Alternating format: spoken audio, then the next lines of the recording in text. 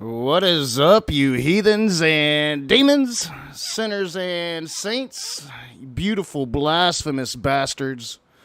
Welcome back. It's Friday Night Fight Night. I haven't done this in a while. This will be like the second one. I want to try to make this every Friday night. Let's see how this is going to work. How you doing, man? Good. How are you? Pretty good. I got to fix the layout here. So I'm going to be messing with this as we go through it because this is brand new. So, yeah, people in the side chat, let me know if Sammy echoes. That's going to be important. I'm going to need to know that. So, layout.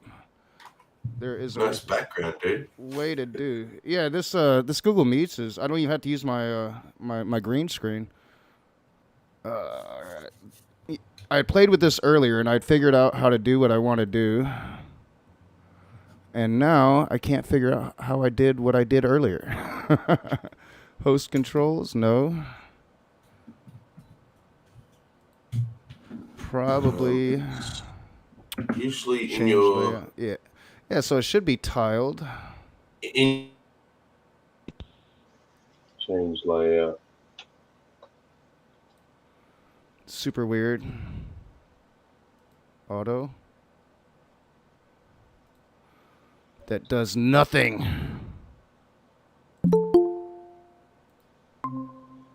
There we go. Having another person works. So hopefully, yes, Sammy's echoing. So, okay.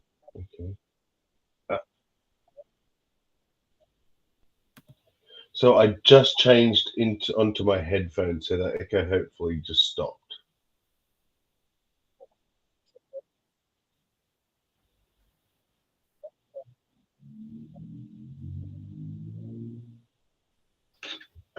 All right. Now that Sammy has his microphone or his headphones on, Sammy, say something. Test 1 2 1 2. All right. So let me know if Sammy echoed there. All right. He didn't echo on my end, but yeah. I'm in the call, so. They said I didn't hear an echo, so yeah. So that might help. So how you doing, Nakasuchi? Pretty good. I'm really hoping that this is going to work because I can have up to 100 people. So if anybody even wants to just come in and chill, they can come in and chill. You guys won't see this unless you're looking at the screen. But if I have a porn bobber come in, I can do this. It'll make it super small, and hopefully I won't get banned. Now, I just listened back to the stream. You sound great, Nock. Awesome. Cool. I don't have an echo. Lisa sounds good, so sweet. Seems to be working.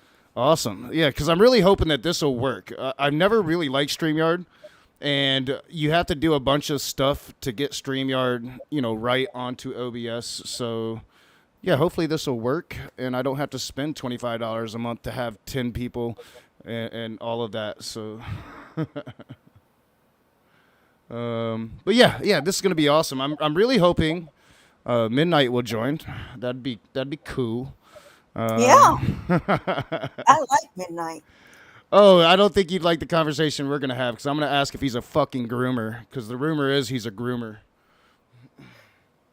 So anyway, I'm not going to stick around very long. I just wanted to come in and, excuse me, say hi.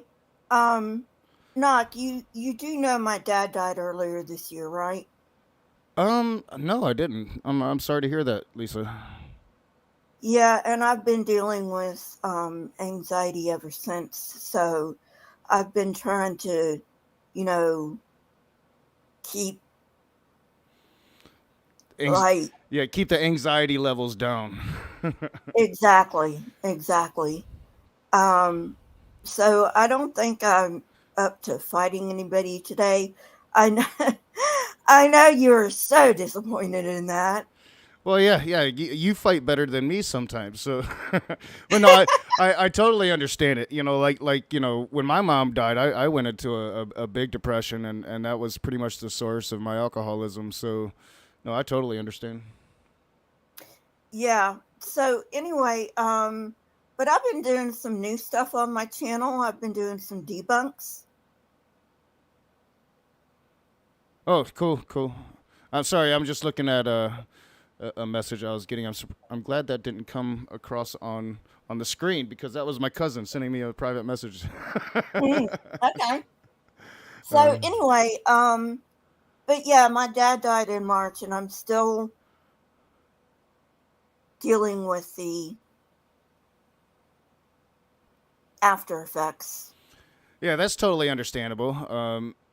Yeah, and I totally understand. If I'm not sure if we're actually going to have a fight night. I had tested, I had labeled the stream test run because I want to test, Google Meets. I want to see if how it works, how it plays back, all of that.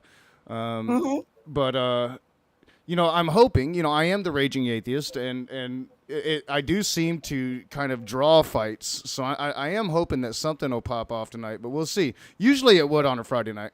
But yeah. Feel free to hang out as long as you want, and if you need to drop out for any reason, yeah, I totally understand, Lisa. It's good to see you. I haven't actually been in a room with you in a while. Yeah, me neither. I've been hanging out in Wild Hearts chat when I do go in chats. Yeah, I've been hanging out there a lot. Wild Heart streams a lot. I've had a couple fights over there recently, so it's been good fun over on Wild Heart's channel. Yeah, but if you want to hear me fighting, you can go see my debunks.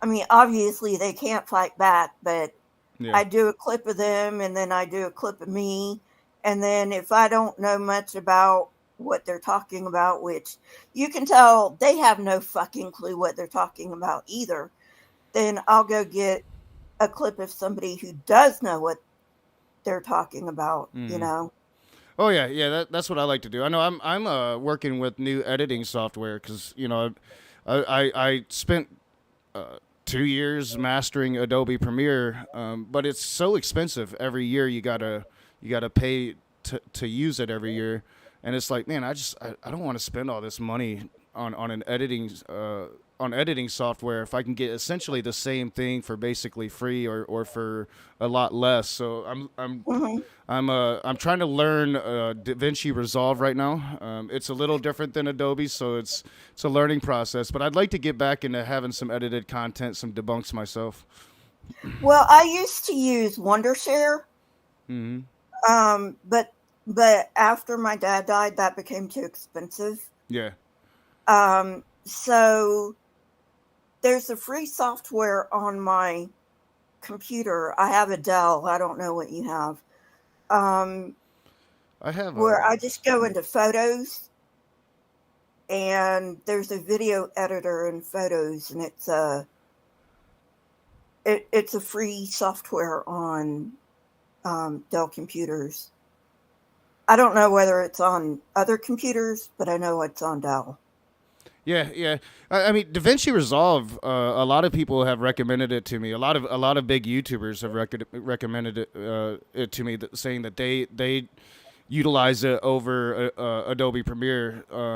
I just have to learn how to use it because I'm so used to Adobe Premiere. Yeah, well, as soon as I get some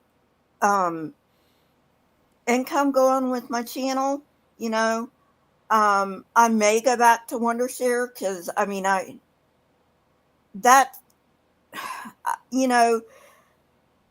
the video editor in the Photos is fine for free, but there's so much you can do in Wondershare.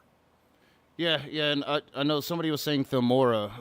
That's another one I was looking at, possibly if I can't get the hang of DaVinci. Yeah, I was looking at Filmora too, but then I decided to go with Wondershare. Yeah. So yeah, I think it's just going to be like a trial and error, but I'm really hoping to get back to some making some edited content. I missed that, you know. I'd gotten burned out with it there at the end of me doing it, but now I'm starting to miss it. Yeah, yeah. So anyway, So yeah, I was it easy for y'all to get in here? Like just as easy as it is for StreamYards? yeah, I Yeah, just called you up. simple. Cool. Cool. So anyway, but yeah, I used to not curse because I was like, yeah, I want the Christians to come in. And then I'm like, you know what? If the Christians want to come in, they can hear Yeah. me say fuck. So, Well, and now the Christians are starting to say fuck. So oh, I know, like faux news, FOUX, yeah, Praise you says know, it all the time. Fox News, they're starting to say fuck. And I'm like, what the fuck is this? All right, you guys won't hear this, but it will be on the stream. I wish there was a way I could make you guys hear this, but I've got a new meme. So Will Kincaid put out the Gilbert Godfrey thing again in its entirety. So I've got a new meme. Cool. I'm not dead, fuckers. Will Yeah, I do a lot of Kincaid memes in and my Smokey Saint. You Genesis are Apologetics really doesn't horrible care shit if I use their shit. trash. I don't know if that's because they know it's shit or what. For some reason, Ken Ham does mind. And Well, I've got Well, and most normal Christians' minds still too. It's just a few of the shitstorms. and so I got a copyright strike from Ken Ham, you know. So that's why I've started dividing. Like I'll take Wait. one clip. I use You got a copyright strike from Ken Ham? Seriously? yes. What a douche. Well, not a strike, but a claim. Oh, all right. Yeah, But because still, copyright it's the strikes suck. yeah, but a copyright claim. It's still a douchebaggery move. Well, yeah. I mean, I've never really understood it. You know, like I remember I used to do Bernie Sanders videos, and I would get claims from Bernie Sanders. I'm not able to use his content, and I'm like, you're trying to become president of the United States. You think that you would want people using your content? Yeah, yeah. But then, so I've started. I'll either I use Streamable to do my clips of the whatever I'm, clipping out. And so, I'll just go ahead and do like one block, and then in my editing software on the Dell computer, on my Dell, it has a place where I can split it. So then I'll go ahead and split it, and then I'll either put in an educational video, if I don't know exactly what they're talking about, or I'll put in a meme. Like one of my favorite memes is project much. Yeah, well, that seems to be most Christians and Republicans that I've found is they all seem to like to project. Yeah, I mean, it's like they say that we think that the universe came from nothing. Well, kind of. I mean, It depends on what you mean by nothing. Mm. There never was a nothing. My favorite is Matt Powell recently saying atheists just need to use, if they used science. Oh Yeah. my fucking God, I can't. And I lost it. I was like, fucking talk about projection. Yeah. Hey, Leo. Hey, what's up, Leo? Yeah, well, he's always claimed that he knows logic and he knows science, and I'm like, Who? Matt Powell. I'm like, I'm sorry. I'm like, what your dad taught you in the 4th grade isn't logic and science. I have a question. Is there a way to reverse my camera so it looks like it's right, like it does in StreamYard? I don't know if there's a way to like mirror. I don't know. Let's go to. It already is, Leo. Your It is poster right. is correct to us. It's the correct. Like, it's not like. It just doesn't look that way for you or for me. That's weird. That anyway. Okay, sorry to interrupt. Continue. Yeah. So these are the things I want to know because I'd like to use this, but yeah, it might be just easier to use StreamYard. Well, But, Google Meet isn't Leo, bad. I'm It's probably glad- a bit. What's Leo, that, Lisa? I'm glad you came in because I need to ask you a question, my dude. Go ahead. I heard that we can see galaxies that are 46 billion light years away. How can that happen when they tried explaining it, but it was like way over my head? So maybe you can bring it down to earth for me. How can we see galaxies that are 46 billion light years away when the universe is only 13.8 billion? Just energy. It's expanding because faster. It's the expansion. So they're actually, since the beginning, they're now moving away faster and faster. And the further out we look, the faster they're moving. So they've managed to go 46 billion light years in 13 billion years because the space is expanding faster than the speed of light at that point. Okay. Yeah, it's basically the space can expand faster than the speed of light because it doesn't have mass. It doesn't have momentum. Yeah, So I knew that. I just, Yeah. Lisa, my answer would be that we can't, at least not with optical light, because you can't see further than 13.8 billion years with any form of electromagnetic radiation. And as far as I know, there aren't any other ways for detecting galaxies other than by actually looking at the light, the electromagnetic radiation that they release. Well, there's a James something space telescope. James Webb Space Telescope? Yeah. That's the one that gives us that data.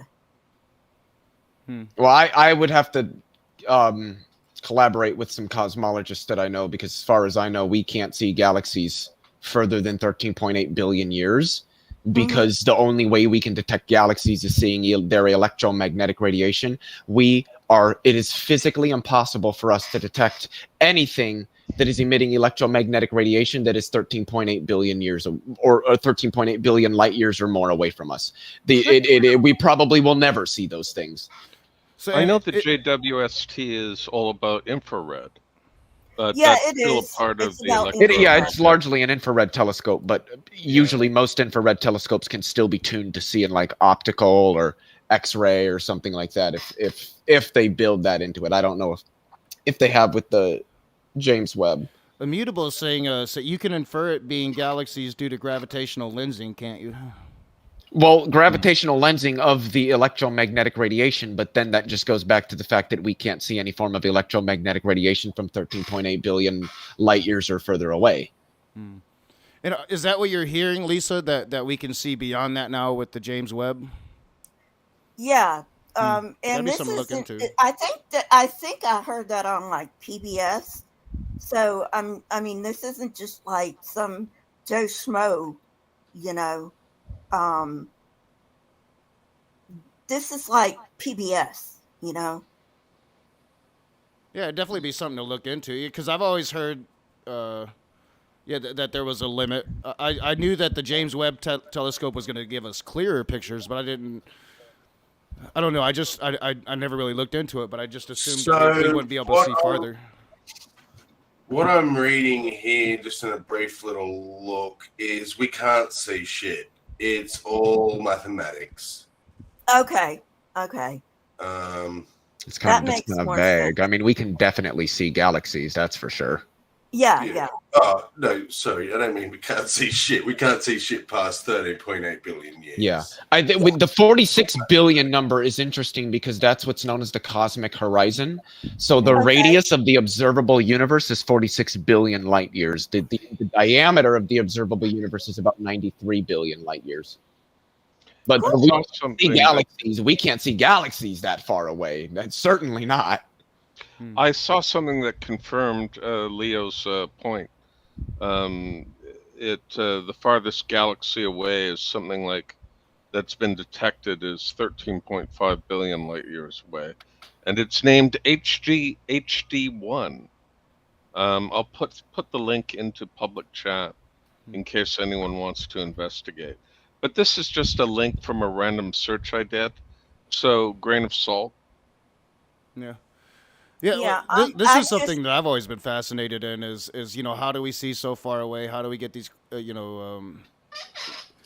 such clear pictures of some of these galaxies? But it's fascinating. The link is from Harvard, which is traditionally a low rent sort of school.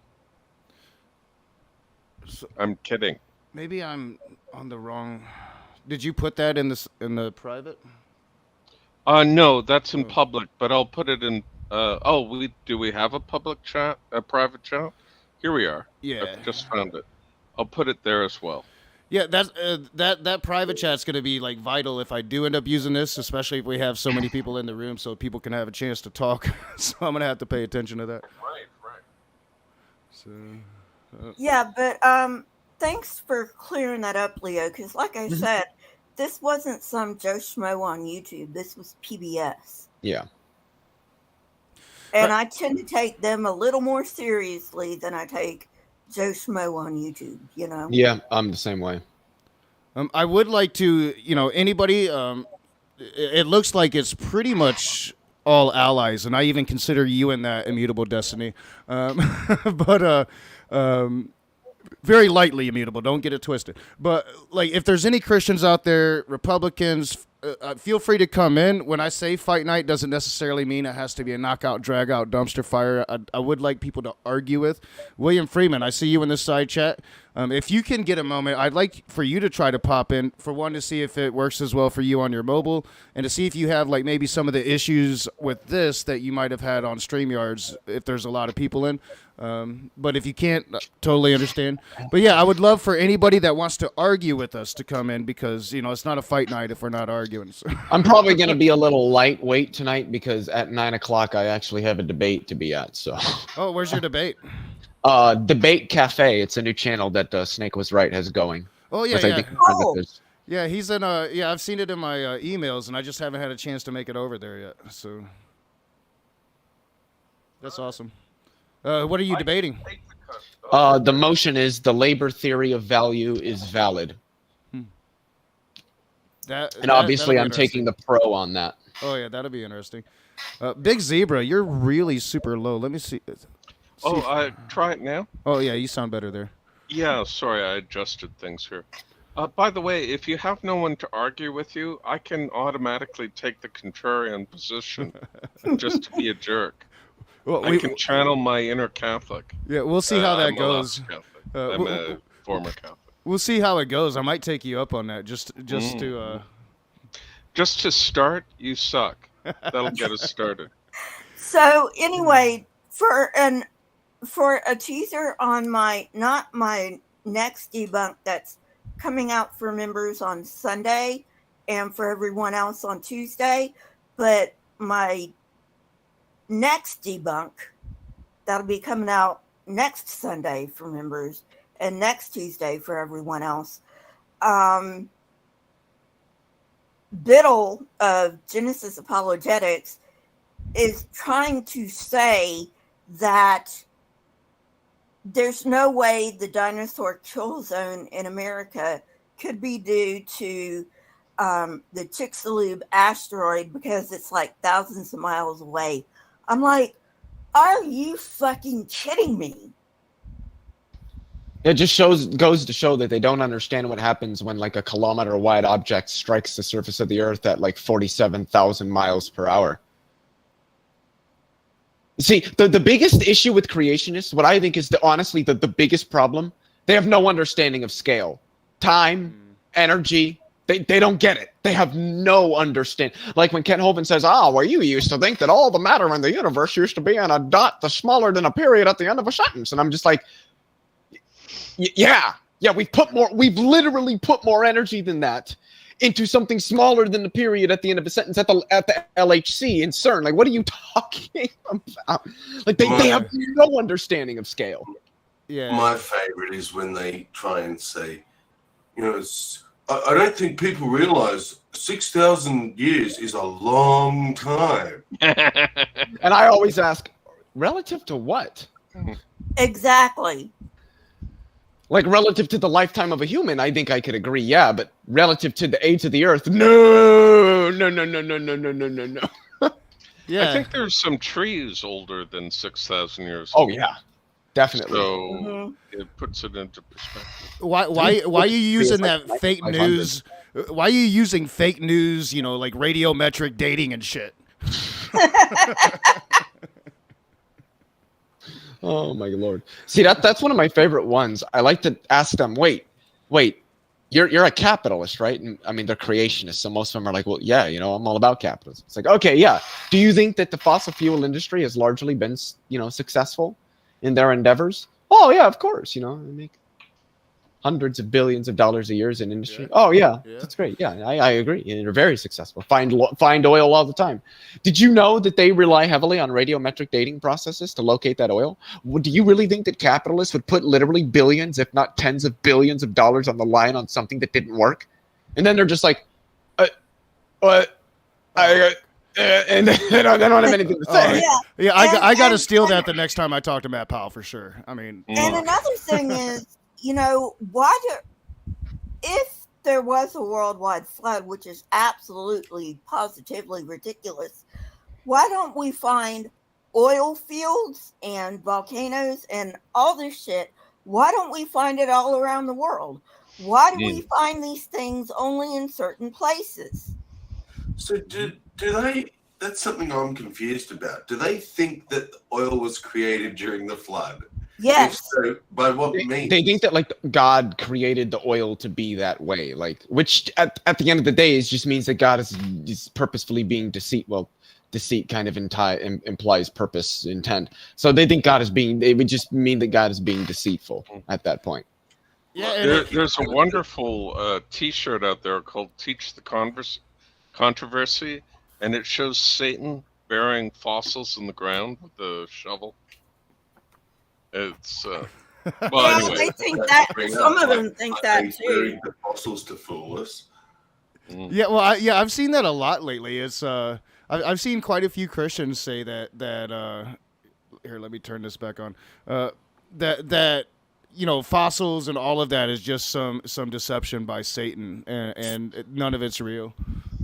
That used to be really big in the young Earth community, and then it kind of fell off. It's making a comeback now.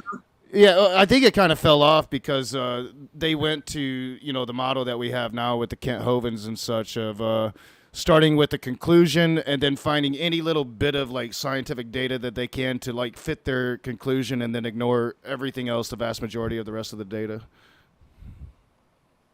I think that's been a lot more successful for them than just going around saying, "Oh yeah, fossils were a hoax." I put the link into private and public chat for the T-shirt where the devil buries fossils. It's very well done. Good graphic design. So anyway, what I'm another we'll put it right spoiler. Here so people can see it. So yeah, that's what Big Zebra was talking about right there. Oh shit, wrong one. Excuse me. Another spoiler for one of my upcoming videos. I've got one already uploaded as private, and then I'm working on another.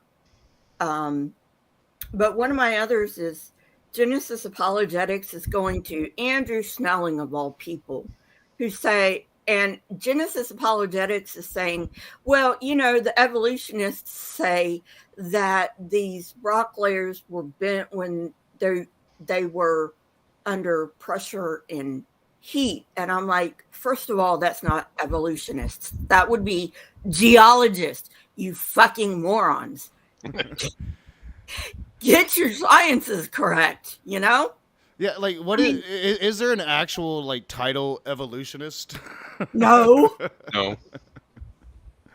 So anyway, that really bugs me. I mean, they're trying to speak about this shit like they're,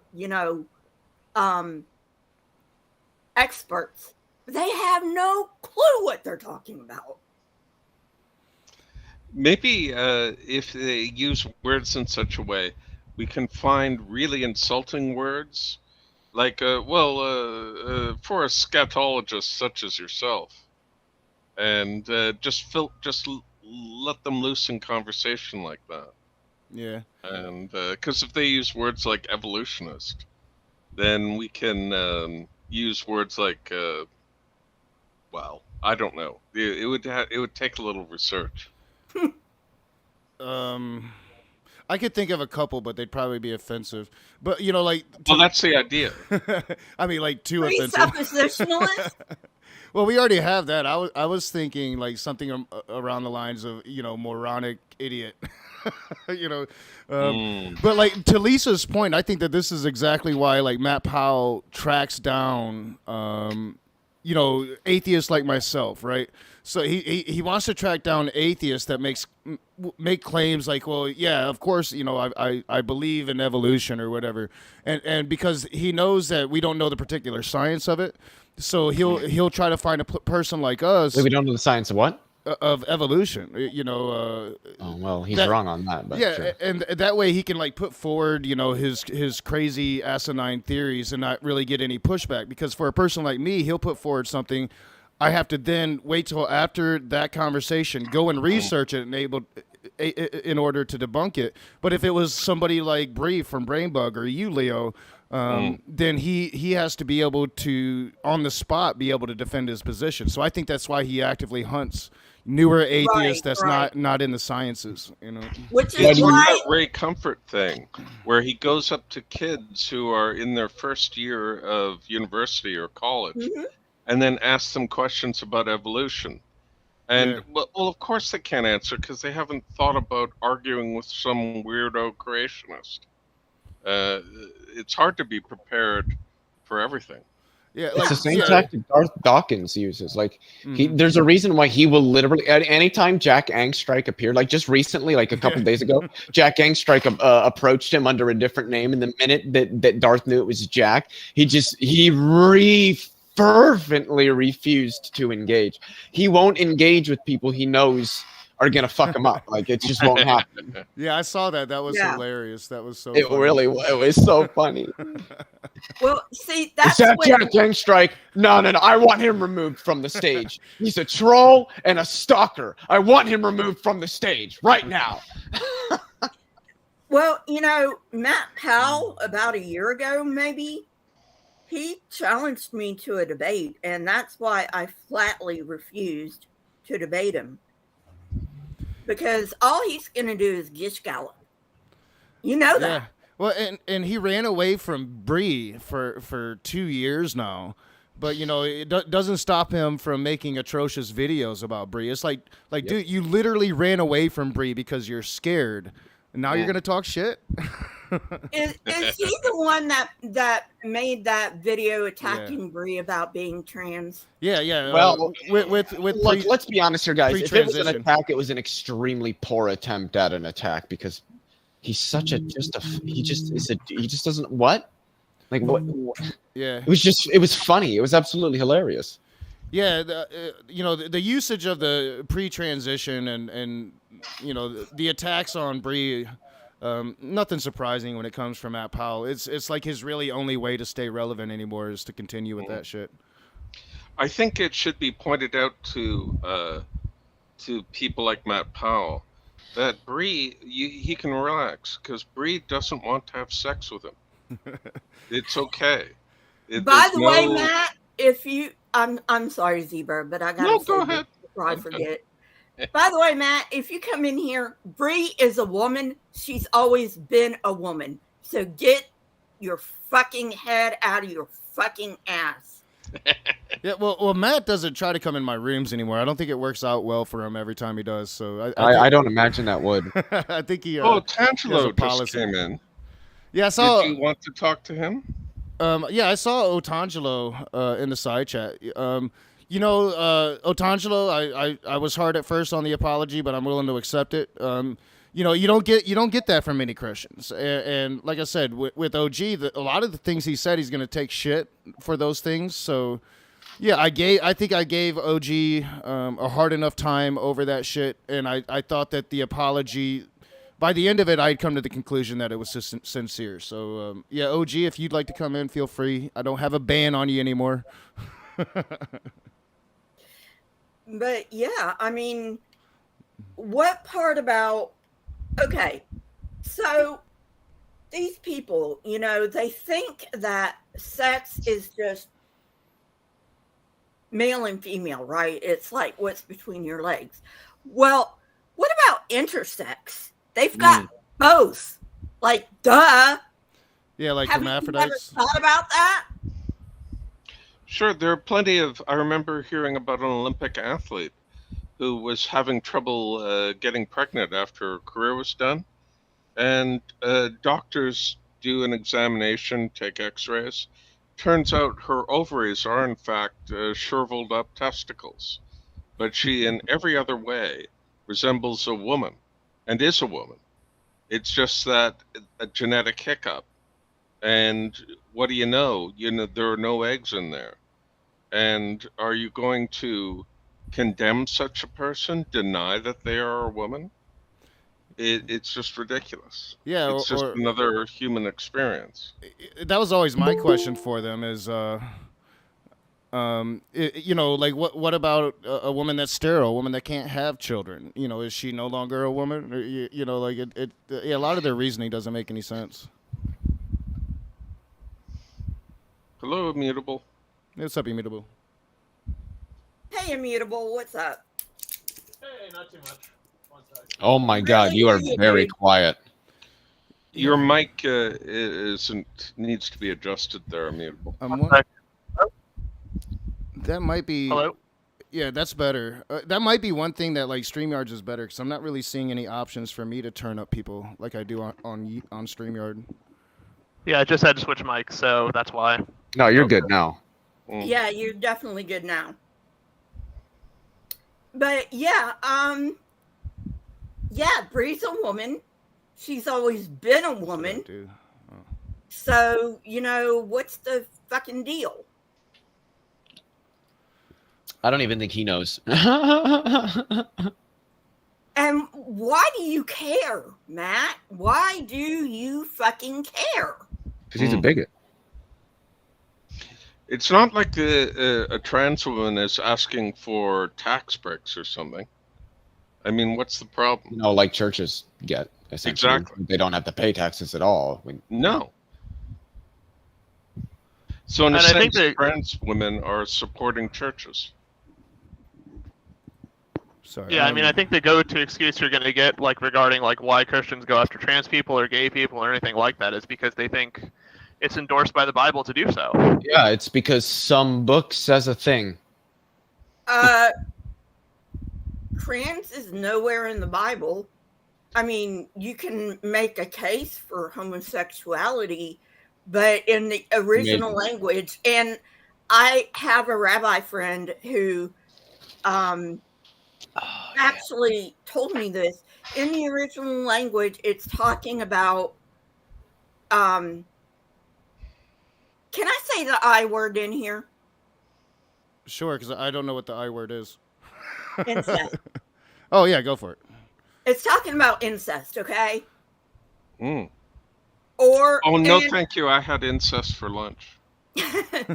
and it's also talking about boy prostitutes in the New Testament. talking about boy prostitutes in the New Testament. Oh, and look, it's in the side incest in the Old Testament. So, I mean, it doesn't even mean what they think it means. Ah. And there is something in the Bible about condemning men who dress as women and vice versa. I think there's something about that.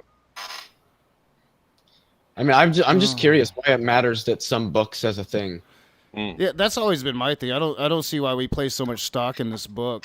But you know, it's funny because you know I put that video out. I'm looking at this new scholarship, and it's actual scholarship, actual historians that are saying that you know. For one, culturally, Israel had no concept of sexual orientation. There's no way that any of those verses could actually be talking about modern day consensual relationships. Exactly. But it breaks down like verse by verse, and I put it in some of my videos, but then I put it on Facebook. But it breaks down like the verses that Christians will use to say that God, you know, condemns homosexuality. And it gives you like the cultural reasons behind that. This verse is actually talking about pederasty. Romans is actually talking about the sex cult of ISIS. Right. And so I put that up on my Facebook, and I got shit from not only Christians but atheists. You know, like they're like, you don't know what you're talking about. I'm like, no, this is real scholarship. Wait a minute. Like they don't even know their own fucking book, and they think they do. It's hilarious. It's like, dude, how can you sit there and try to teach me about geology when you don't even know your own fucking book? Yeah, well, I think what it comes down to is what the particular Christian believes, right? So this will be an argument I'll be able to utilize because I've gotten in trouble with more progressive Christians by making blanket statements. You know, Christianity hates gay people, hates homosexuality, or whatever. So it would be a form of argumentation that or conversation that I could have with a more progressive Christian, and then go back and take that literal sense with a more evangelical Christian. Yeah, I'm talking specifically about the fundies. Yeah. The moderates and the progressives don't really bother me all that much. It's just the fundies.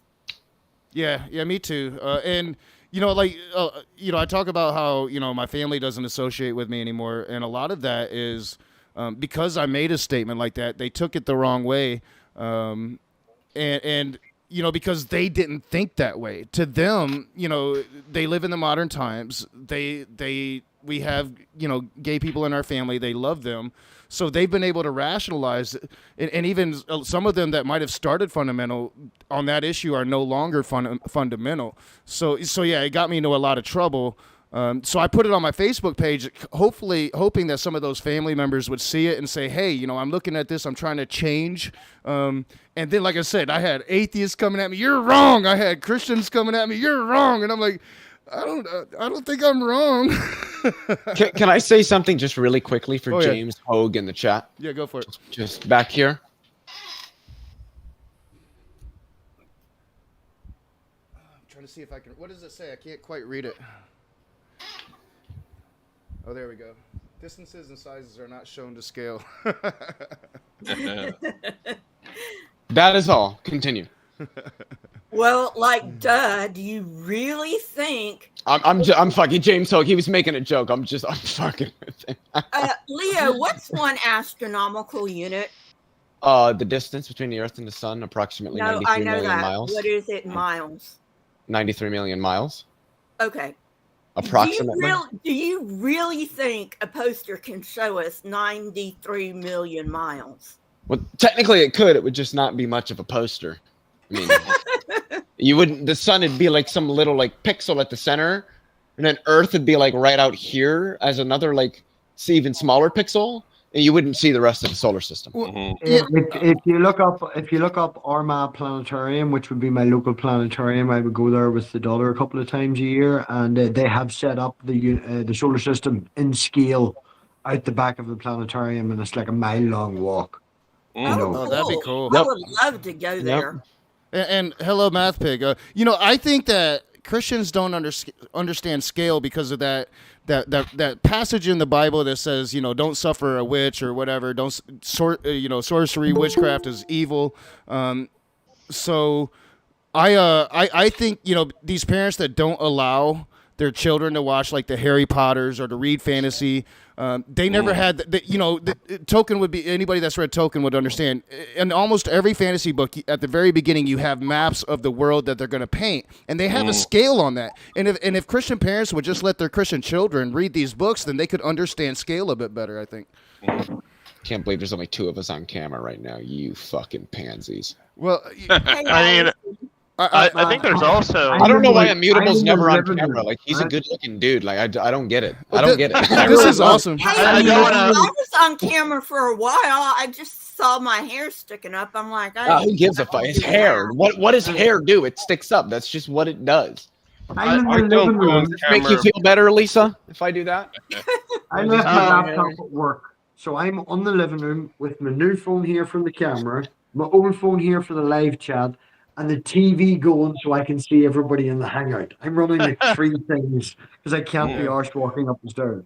I'm still smoking, and I don't like to smoke on camera, but this weird screen kind of hides it, so I can do it now. And hello, Allison McGlone. Nice to meet you. I think there's also like sometimes science is hard to understand because of scale. I mean, not just like macroscopic things like an astronomical unit, but also things that get like really, really small. Like for instance, like the exact opposite. Yeah, like an atom, for instance. Yeah. I mean, like the proton. bond length. Yeah, like the bond length, for instance, of a typical atomic bond is like a fraction of a nanometer usually. So like 10 to minus 10 Is that measured in angstroms. angstroms, Immutable? Yeah, it typically is. It's usually like 2.5, whatever. I mean, sometimes it's nanometers, but usually it's angstroms. Because, what is an angstrom again? I can't remember. I thought it was like the diameter of a proton, but I don't think that's correct. No, it's 10 to the negative 10 meters. Ah, that's right. 10 to the negative 10. Are you free tomorrow, Leo? For your stream? Yeah, are you coming by tomorrow? Yeah, I did plan on joining. Yeah, fuck yeah. Yeah, because the guy that's joining is based in theology and philosophy of time and doesn't know very, very much about the quantum side of time. You know, physics isn't his department. We've got Simos coming on, which should be fun, but you know, it would be good to have the mathematical side and the philosophy side, you know. Yeah, I can do that. Which I mean, I would say that I at least I think I'm fairly well versed in the metaphysics of time as well. That's. But that is very, very, what's the word I'm looking for? Modest of you. You know you're up your own ass. You know you think you know everything. It's fine. Oh, no. My God, I don't compare to people like Simon Saunders at Oxford. Like, he's a philosopher of like, no, not even remotely close. I've just read the article in the Stanford Encyclopedia of Philosophy on time like 3 times. That's literally it. Well, I mean, Michael Graham, look him up. It's Michael Graham. Oh, I've seen him on Twitter. Yep. Oh, Michael yeah.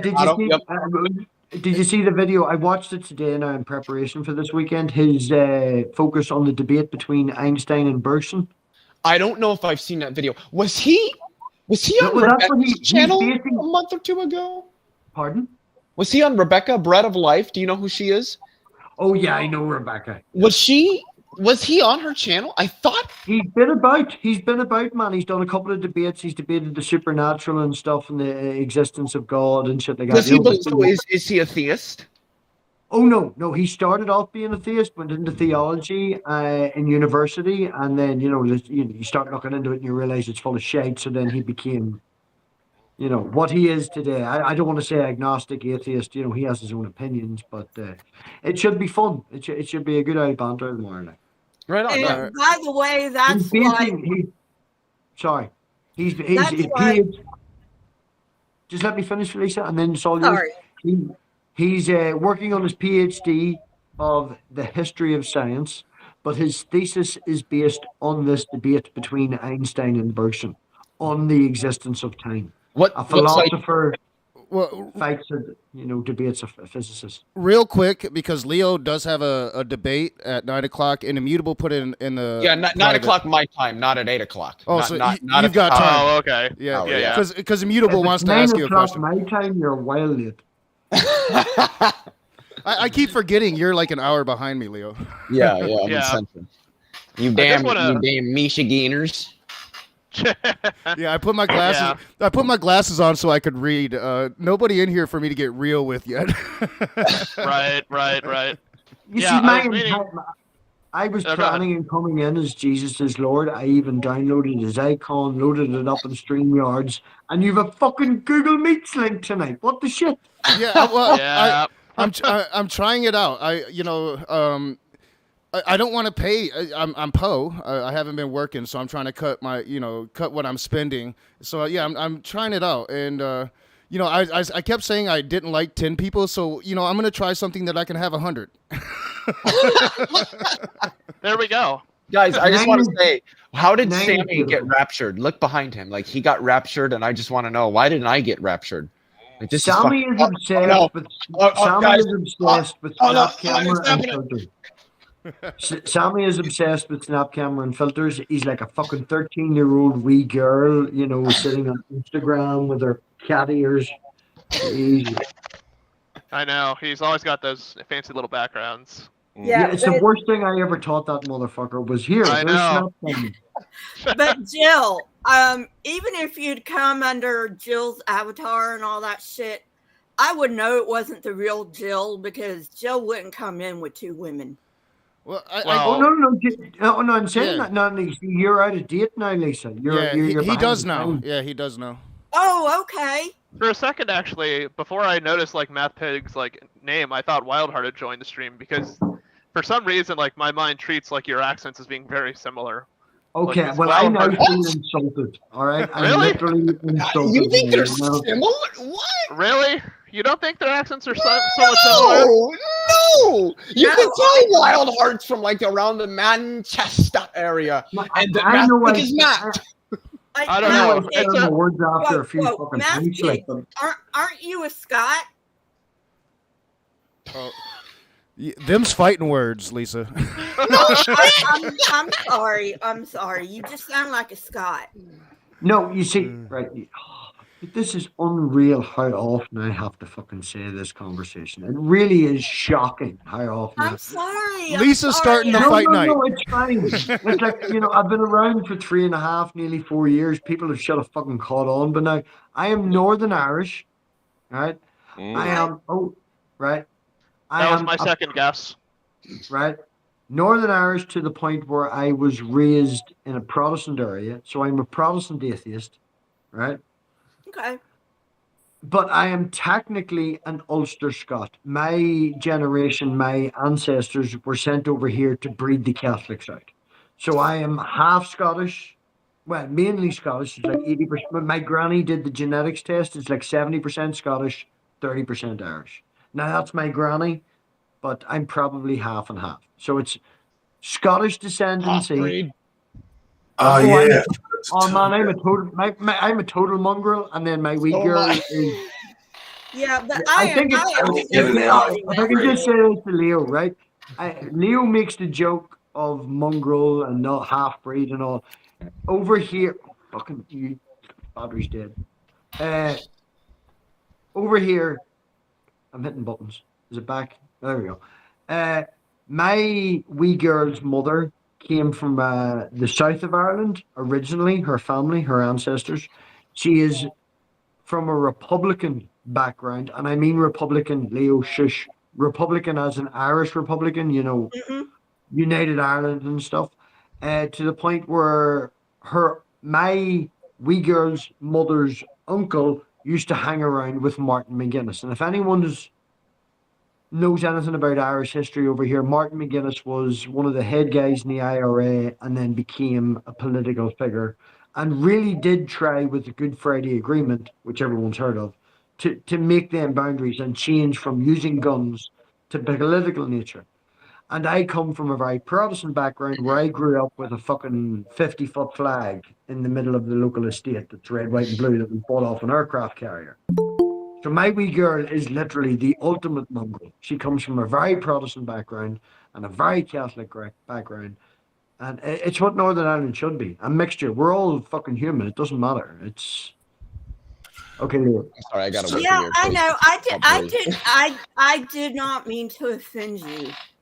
I do gotta say, guys, when did Alan Jackson get here? And is he gonna break out a song for us? Because I'm a country thought that was boy. Peter. I got a 4-wheel drive. I thought Peter got here. I'm in my bed. I'll take you for a ride up city streets, down country roads. Yeah, I can get you where you need to go because I'm a country boy. Rage has just realized that Google will only give you an hour and then you have to pay. Yeah, I just realized that. I played around with it all day and it never did that, so I must not have played around with it long enough. Yeah. No. Anyway, I'm have gonna one go. other person. You can have yourself and one person. You can go as long as you want. As soon as a third person enters, you're in a meet and you only get an hour. Rage, So, Rage. Can I make a suggestion, Rage? Yeah. Tell Wildheart he's beautiful. Tell him his hair is fantastic. He'll give you mod status, and he's stupid enough to pay for 10 people, so he'll give you mod status. Just tell him he's wonderful. So anyway, I'm gonna go. Actually, I've got StreamYard. You can have 10 as well if you want to use. Yeah, I technically use Sammy's. I've got a hangout in Sammy's called Math Pigs Dump. Yeah, I'm going to sign off now. Bye, everybody. Oh yeah, have a good one. Peace out. Yeah, I wish I would have known See you, that. Bye, everyone. Bye. No, it's okay, Rage. I mean, this is brand new. I forgot so, about that too. Yeah, well, See you I mean, this later. was a trial, but at the same time, that's kind of shitty. I don't know, but Hey, you know, there's a $10 trick, Rage. $10 a month is cheaper than 25. So I don't Yeah. know. Yeah. Wait, StreamYard what? There's a trick. Well, Rage. Yeah. There's a trick where you can swap over when it comes to the end without having to drop the stream. You get like a minute, 2 minutes, of the stream hanging. All right. So when it gets to the hour point, if you go to your YouTube studio, figure out your, the stream code, and then just use OBS and upload that stream code into OBS. So when you close this down, you can then open OBS in your StreamYard's Hangout and bring everybody back. Because you don't use the StreamYards to stream, just use Sammy's for tonight. And you can have 10 people in and just close this window. Don't shut it down. Just close it so it'll shut itself. And then use StreamYards to reconnect. yeah, because the YouTube stream will still be picking up your OBS and will thereby continue to stream despite this being shut down. And then you can put yourself in StreamYard, run that through your OBS, bring other people in, and just continue the room. Yeah, Yeah, that's you get like what I'm gonna do probably. Yeah, you get like 2 minutes. If you're quick, you get like a minute and a half, 2 minutes before it auto cuts out. Yeah. And you've been doing this long enough. all Like, kinds come of on. rage shenanigans. I can't. I was trying something new, but yeah, it'll be a continuing process of trying shit out. Sammy's a good lad. Sammy will give you access. Just give him a blowy, He's happy enough for that.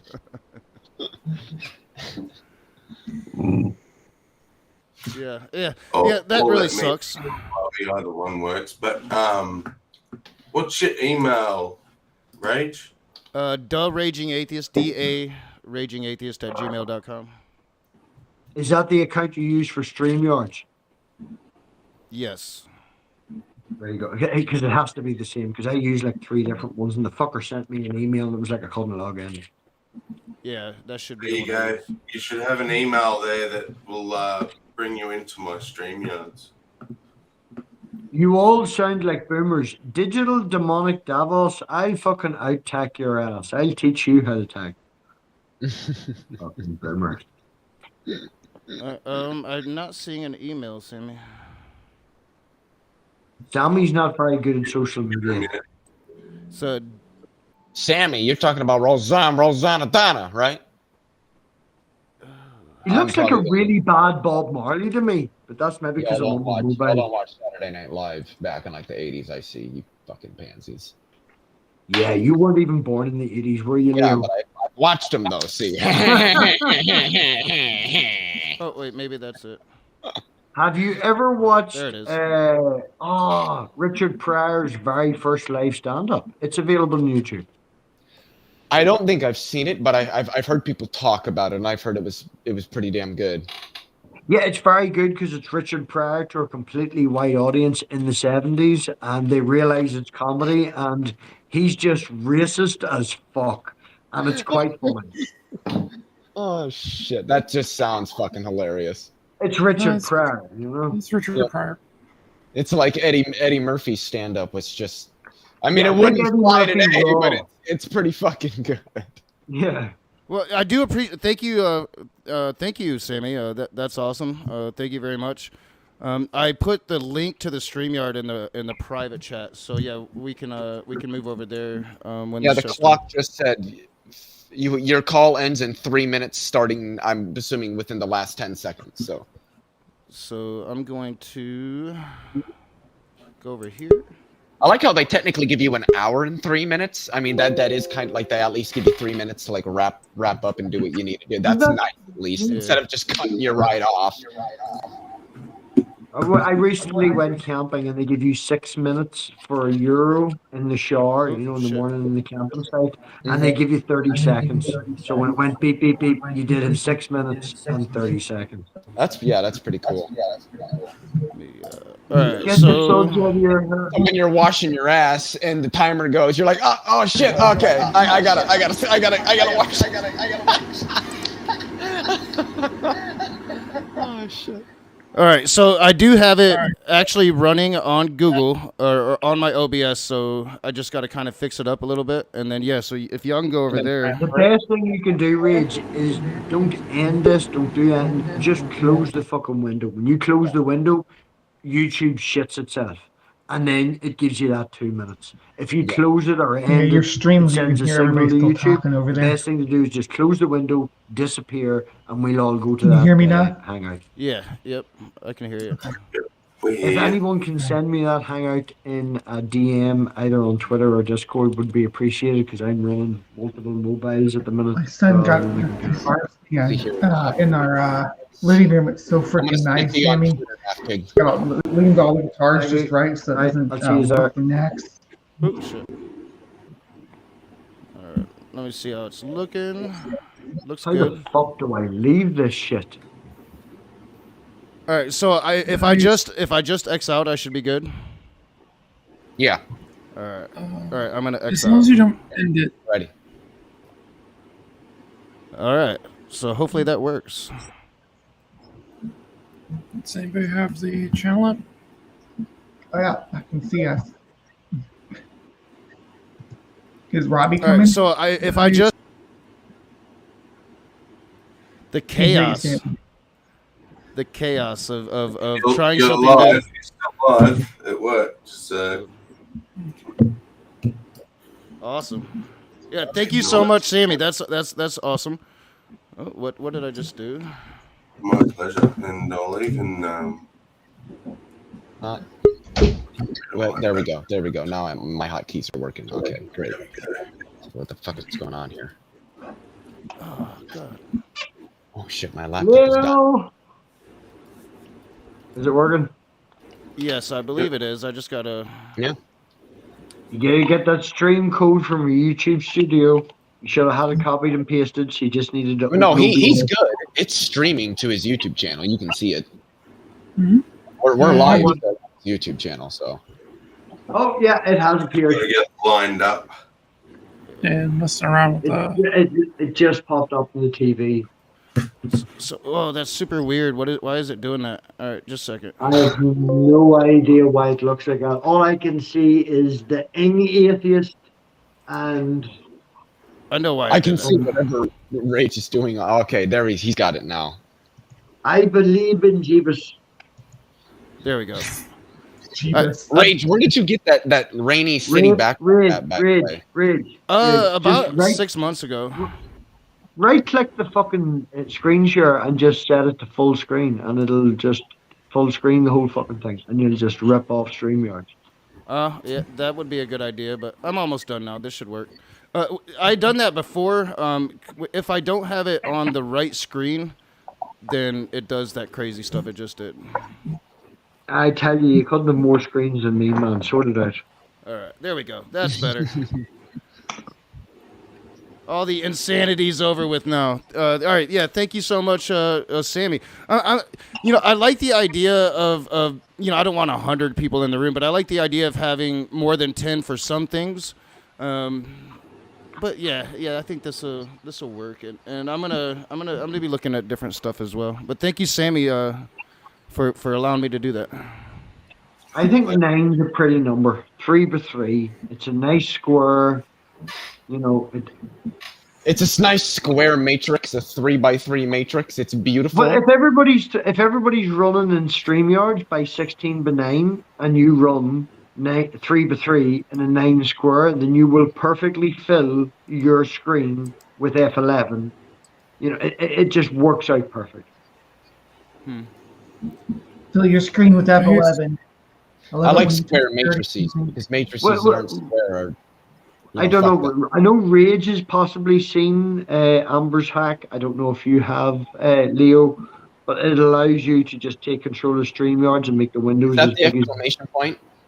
We tried to teach Leo the OBS stuff and with Dave's hack and all that before, Robbie. It didn't go well. Yeah, because I only use StreamYard for my own personal live streams, but when I do like recorded videos and stuff, oftentimes I just use OBS. But you don't stream through OBS, which will waste the time teaching you how to do it because it's a streaming software. Well, it's not that I couldn't. It's that I just don't have OBS set up for that right now. It's just easier to just go straight through StreamYard at the moment. Yeah, I found that quite a lot of times I would just use straight StreamYard. But MathPig, I need to get with you and Critical Cripple because my hacks, I probably needed to update it because it stopped working for me. And yeah, that hack makes everything so much easier with OBS. By the way, Rage, if you want other people to be able to join, you might want to update the pinned link because that's still to the Google Meet. Yeah, good idea, Leo. You want that screaming into the void trying to get in. I'll just send you back rooms.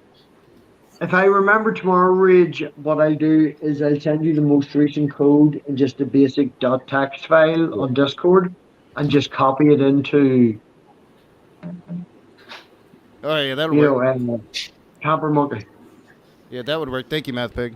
Actually, no. Tell you like that won't work because you'll end up with MathPig Productions as your background screen. I'll tell Amber to give you a text. Cool. Yeah, I meant to get with y'all a while ago on that, and just never got around to it. And then I just started using StreamYard straight up. So yeah. Thank you, Sammy. That's awesome. I appreciate it. That'll get us through tonight, and that'll work. Sammy's very good like that. So do you want me to change my icon and pretend to be Jill and call you all liberals? Jill wouldn't come in here if I'm in here. Jill, Bree, did you get any text back from Christopher after I told him he was scaredy ass little pussycat? Yeah, I just said in the chat, in the live chat there, I was like, he said he wanted to talk to me one-on-one on Zoom and record it off and not stream it. And I'm like, no. You talking about Matt Powell? No, it's a different person. Yeah. Bree sent me a message. Tomorrow. I'm just saying, because Matt, you should have just said yes, and then As long as it wasn't Matt Walsh. Oh, dude, I would love to debate that stupid fuck. I challenged Michael Knowles from the Daily Wire to a debate on Twitter. He's not going to respond. I already know he won't. He's a little bitch, but. This particular guy, specifically in the comments, I looked at the comments, and Bree was right. If you want to have a conversation, and this person was like, right, well, we're going to have a conversation in a video call. Don't be backing out. I'll fucking buy you a webcam if you don't have one, and you can reimburse me later. Right? So Bree was like, Robbie, would you moderate this? Would you, and I was like, yeah. Or actually, you said, would you host/produce it? You didn't ask me to moderate it. I don't like if I'm going to be engaging with somebody like that. I'd rather not be trying to do all the back end work too. All the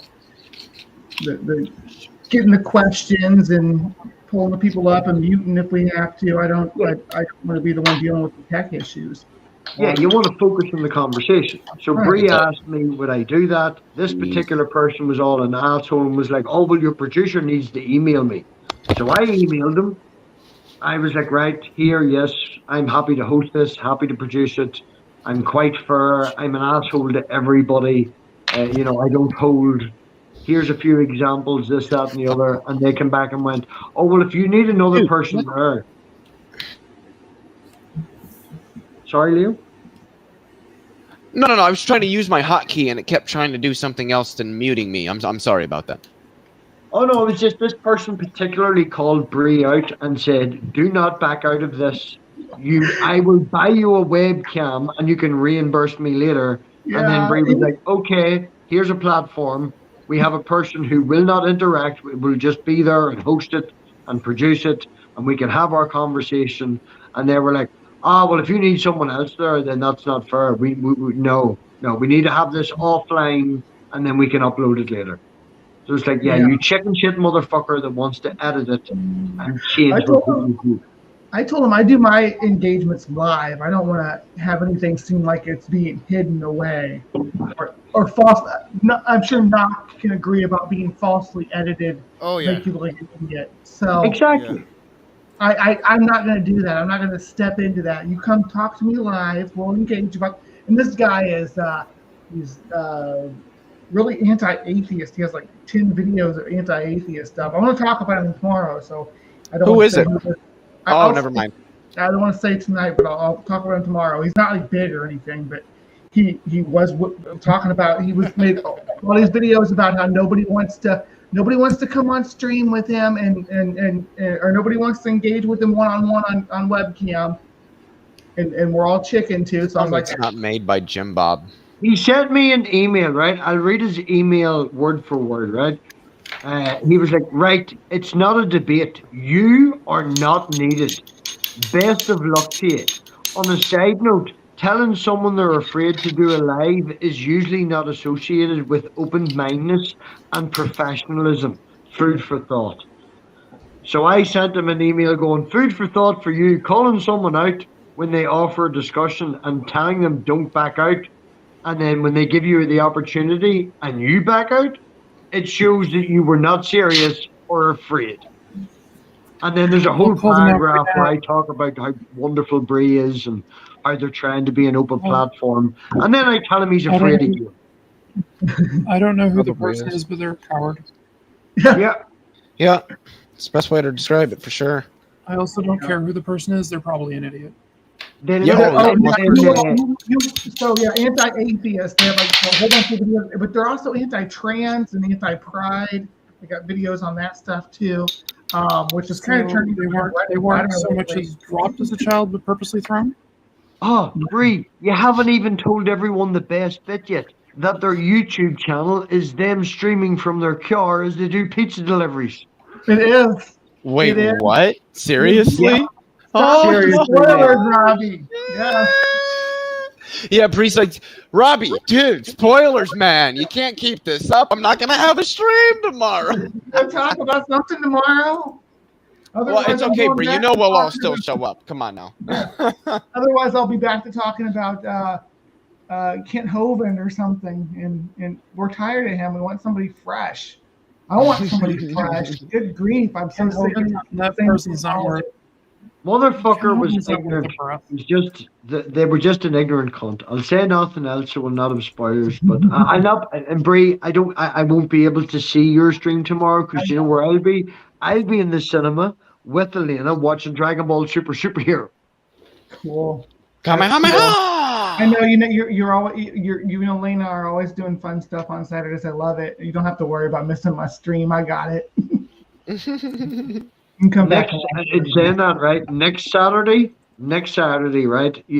I think most people here that know me know that I've been dating Emma now, and we've been going out for a couple of months and stuff.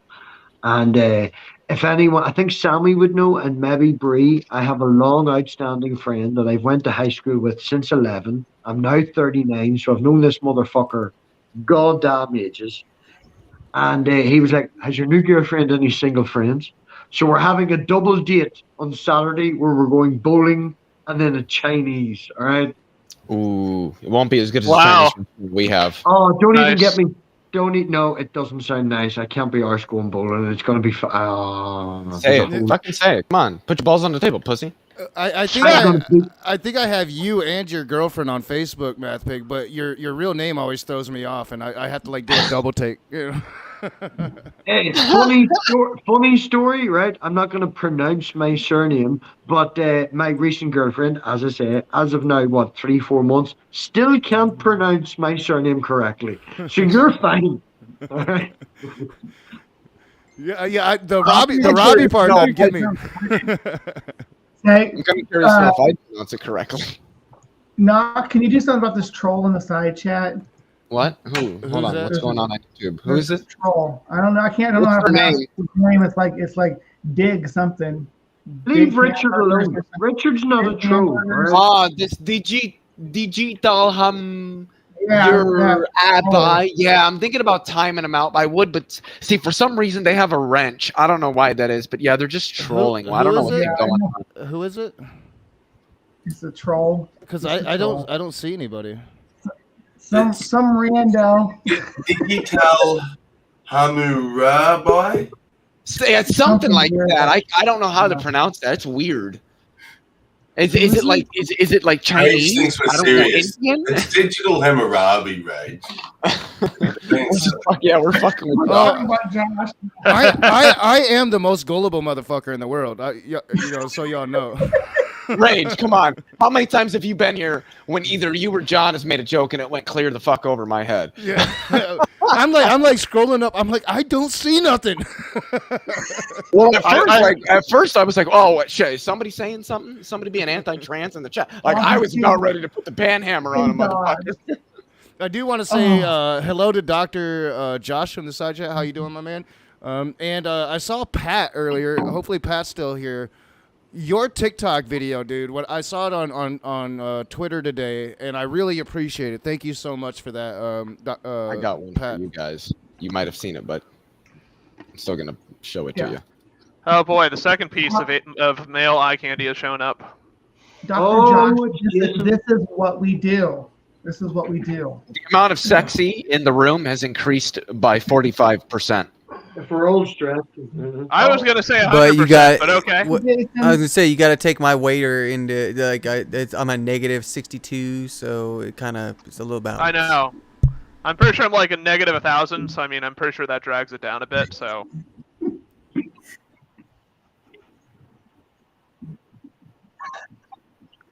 Several people isn't or gay isn't several people, Rage. Come on. I mean, if you do that, Knock, I'm just gonna have to troll the fuck out of your stream now. If you do that to me.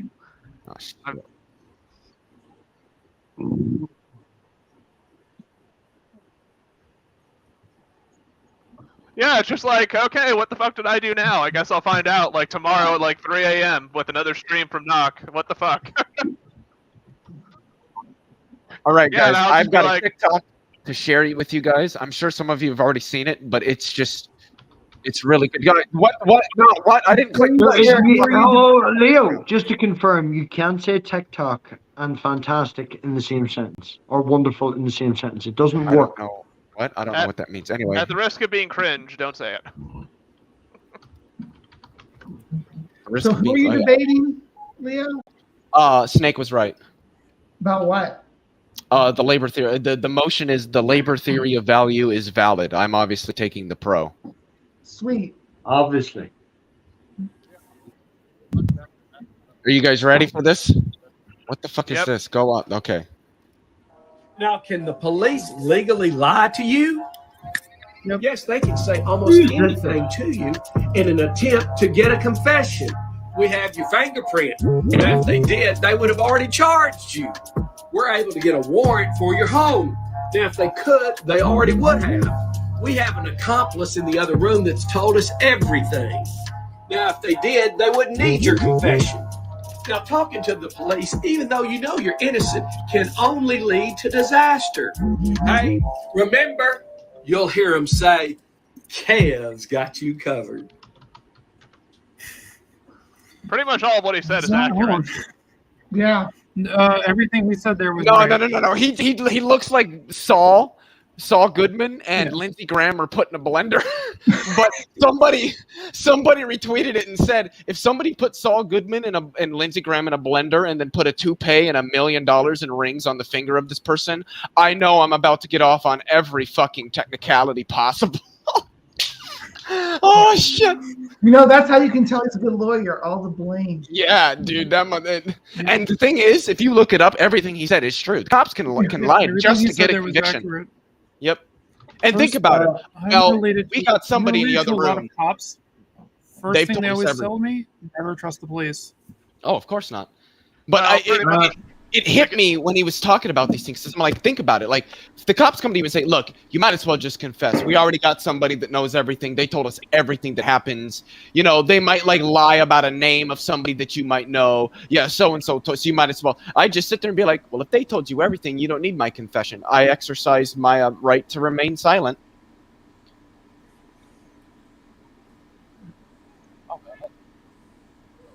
Yes. Oh yeah, it was on. What happened? It was on James is Tired, his channel, and so. Can we sample it?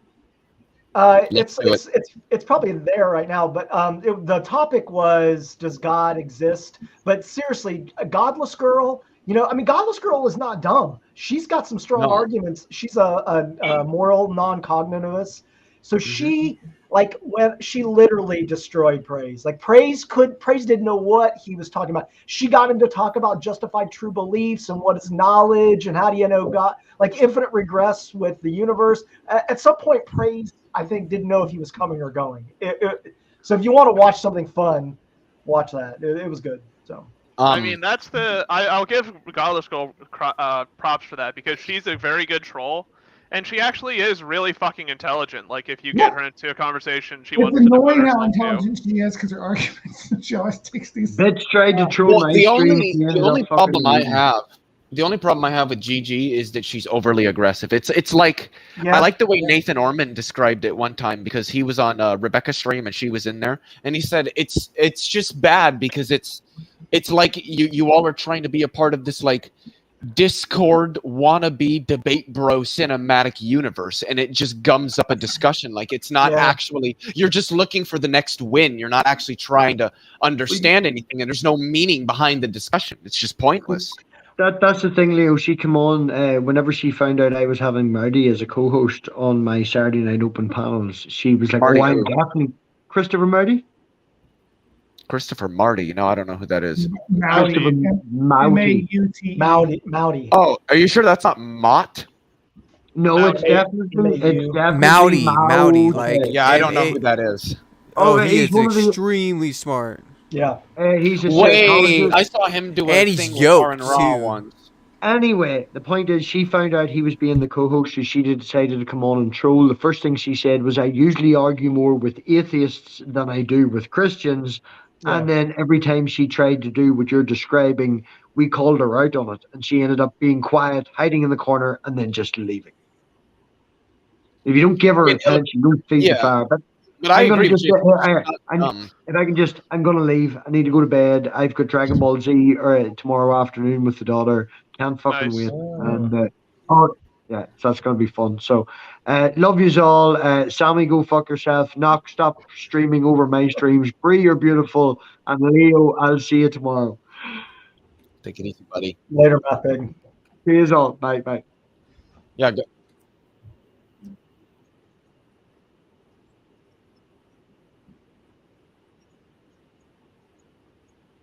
Oh.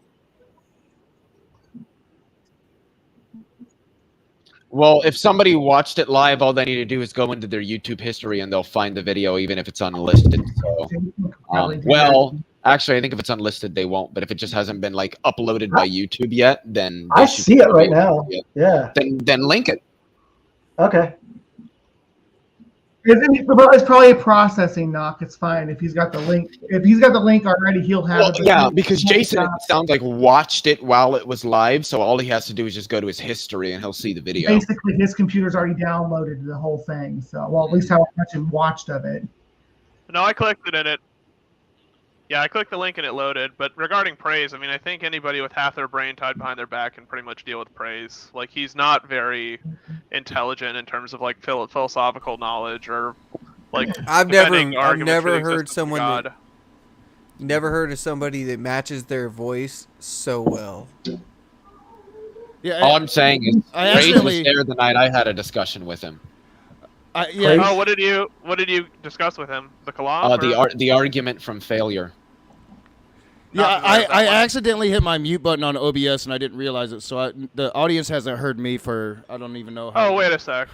Is that the thing you and him and LPP were going back and forth on for a Yeah. while? Yeah. Oh God. You know how far into it Do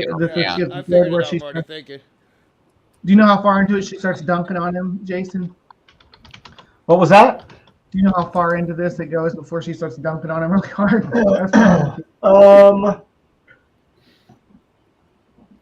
I think it's like you have to get to like around 40 minutes. Yeah, get past the opening statements and stuff for sure. Yeah, because like she like goes, she talks for a while about. Oh yeah, that's all the introduction stuff. Yeah. I really could just employ conservative. Let's see here. Oh, is he trying to talk about something? Yeah. I didn't even know what it was The called. absence of defeaters, thereby at least there's some justification for believing what I believe in. So I don't. Even if like you. Wait, can you rewind that just real quickly? I'm sorry. Arguments, when it gets down By to about 10 seconds. The down and dirty, I really could. Discussion portion. Oh, okay. So, Praise, I think you fouled on the moral stuff. But so can we move on? I'm to some of talking the about the moral normative sense. You're not getting it. So something that's so. Wait, pause that. Because this is funny. He's using morality in a normative sense. Because this is weird. Because me, Danny, Jack Gangstrike, Tom Rabbit have all talked to him about the problem of evil, and he doesn't accept the normative view of morality that we give. That's funny, Praise. That's really funny. Praise Has no one else? Has it like not hit anybody else that he has the voice that everybody else makes when they're trying to make the voice of a dumb person? I mean, here's the thing about Praise. Like, he will adopt any position it takes to make himself not look like a fool, but it ends up making him look like a fool because he's trying to present himself like he knows what he's talking about. Yeah, and before we start this back up, the thing about Praise and people like Skyout, it's, you know, like I know I'm not the smartest dude. I know I'm not dumb, but I know I'm not the smartest dude. These people are dumb and they think they're smart. Like, Praise literally will go around, I've never lost a fucking debate in my life. Or Skyout the same thing, and I'm like, dude, I beat you. I beat you. Wait. You know? Right.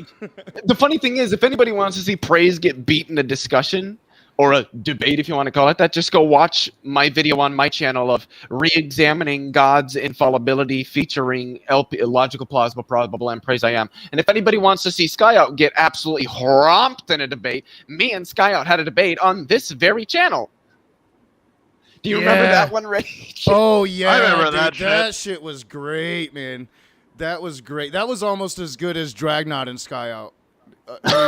Did I see that one? I think I did. Yeah, because I think I remember saying something like drag, not drag, Skyout. Well, I think the Skyout one with Dragnot was on Dragnot's channel. It wasn't on mine. But it was like, it was so fucking brilliant, man. It was great. I think at the very least, like, Skyout's improved with his apologetic, but I mean, it's still bad. He's definitely better than he used to be, for sure. That's true.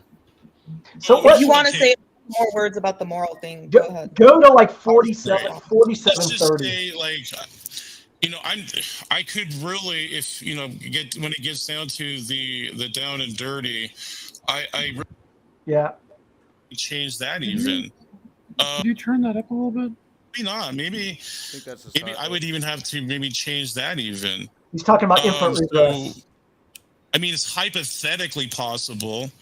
But I don't think it's so how do you know logically it's not the possible. case? What's the evidence? Wait, what the fuck? Hold on. Yeah, what does that mean? What does that mean? Hypothetical isn't a modality. That doesn't make any sense. Like, to say that something's hypothetically possible is like saying that a tree, that's a wooden tree, or that's an animal dog. To say that something is hypothetical is to just say that it's like, what? Oh my God.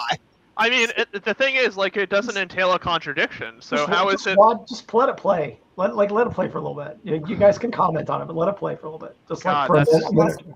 That might be hard. I'm sorry. Oh, you want to make that claim? Because I have a response. If you want to make the claim that infinite regress is impossible. Yeah. And you think that everything that began to exist has a cause, right? Absolutely. And So God's thought can't infinitely regress, since infinite regress is impossible. Therefore, God had a first thought. What caused God's first thought, sir? You're talking, but you're like you're putting God in a box. He's not in linear time. Why would that's you so put bad. God in linear time? Oh, that's such a bad idea. Was every one of God's thoughts preceded by one of God's thoughts? What do you mean God's thoughts? Like, can you elaborate on that? You believe that God thinks, right? Like God thinks, okay, like God knows what time it is right now, right? He's an intelligence. Like he doesn't have that's what you're that's anthropomorphizing. That's Did bad. God believe that the universe didn't exist? No, he knew it's his knowledge, his omniscience, and his omniscience. So what? I don't think you understand omniscience is the problem. Knowledge claims are a type of belief claim. Oh my fucking God! The proposition no universes exist was true. So God believed the proposition that no universes existed. He believed that. And then later he changed his belief when he created the universe to the proposition it's true that a universe now exists. So his beliefs changed. They changed. And they can't infinitely regress because infinite regress is impossible. What do you mean believe? Right? So he must have That's had a first tense belief. statement. What does that even mean? Like believed? God, he's cheese. You're putting God in linear time again. Wow. Why would God be stuck in linear time? See, that's the problem. He's outside of time. He doesn't have. I didn't say he's in. Can I point something out really quick? Can you pause it just for a second? Because Godless ran this. Oh, was it Matt Adams or John Lee on Clubhouse? And they may or somebody else. No, it wasn't one of them. Who? Fuck. Who was that? Sean. She just won. Like Was a it minute Sean? ago completely. Yeah, I think it was Sean. And he said the same thing. Well, you're trying to just put God in linear time. Like what? What does that even mean? You know, I'll give the theist pay attention here. I'll give you a better response. Just appeal to the Grim Reaper paradox. That one doesn't work. Sake. I know It's like a William Lane Craig thing. I know it doesn't work, but not many people know how to respond to the Grim Reaper paradox properly to show. Well, I mean, like your Armin Raws and your Matt Dillahunties and your Godless Engineers don't, but your Dannies and your Jack Gang Strikes and your Leo Philiuses do.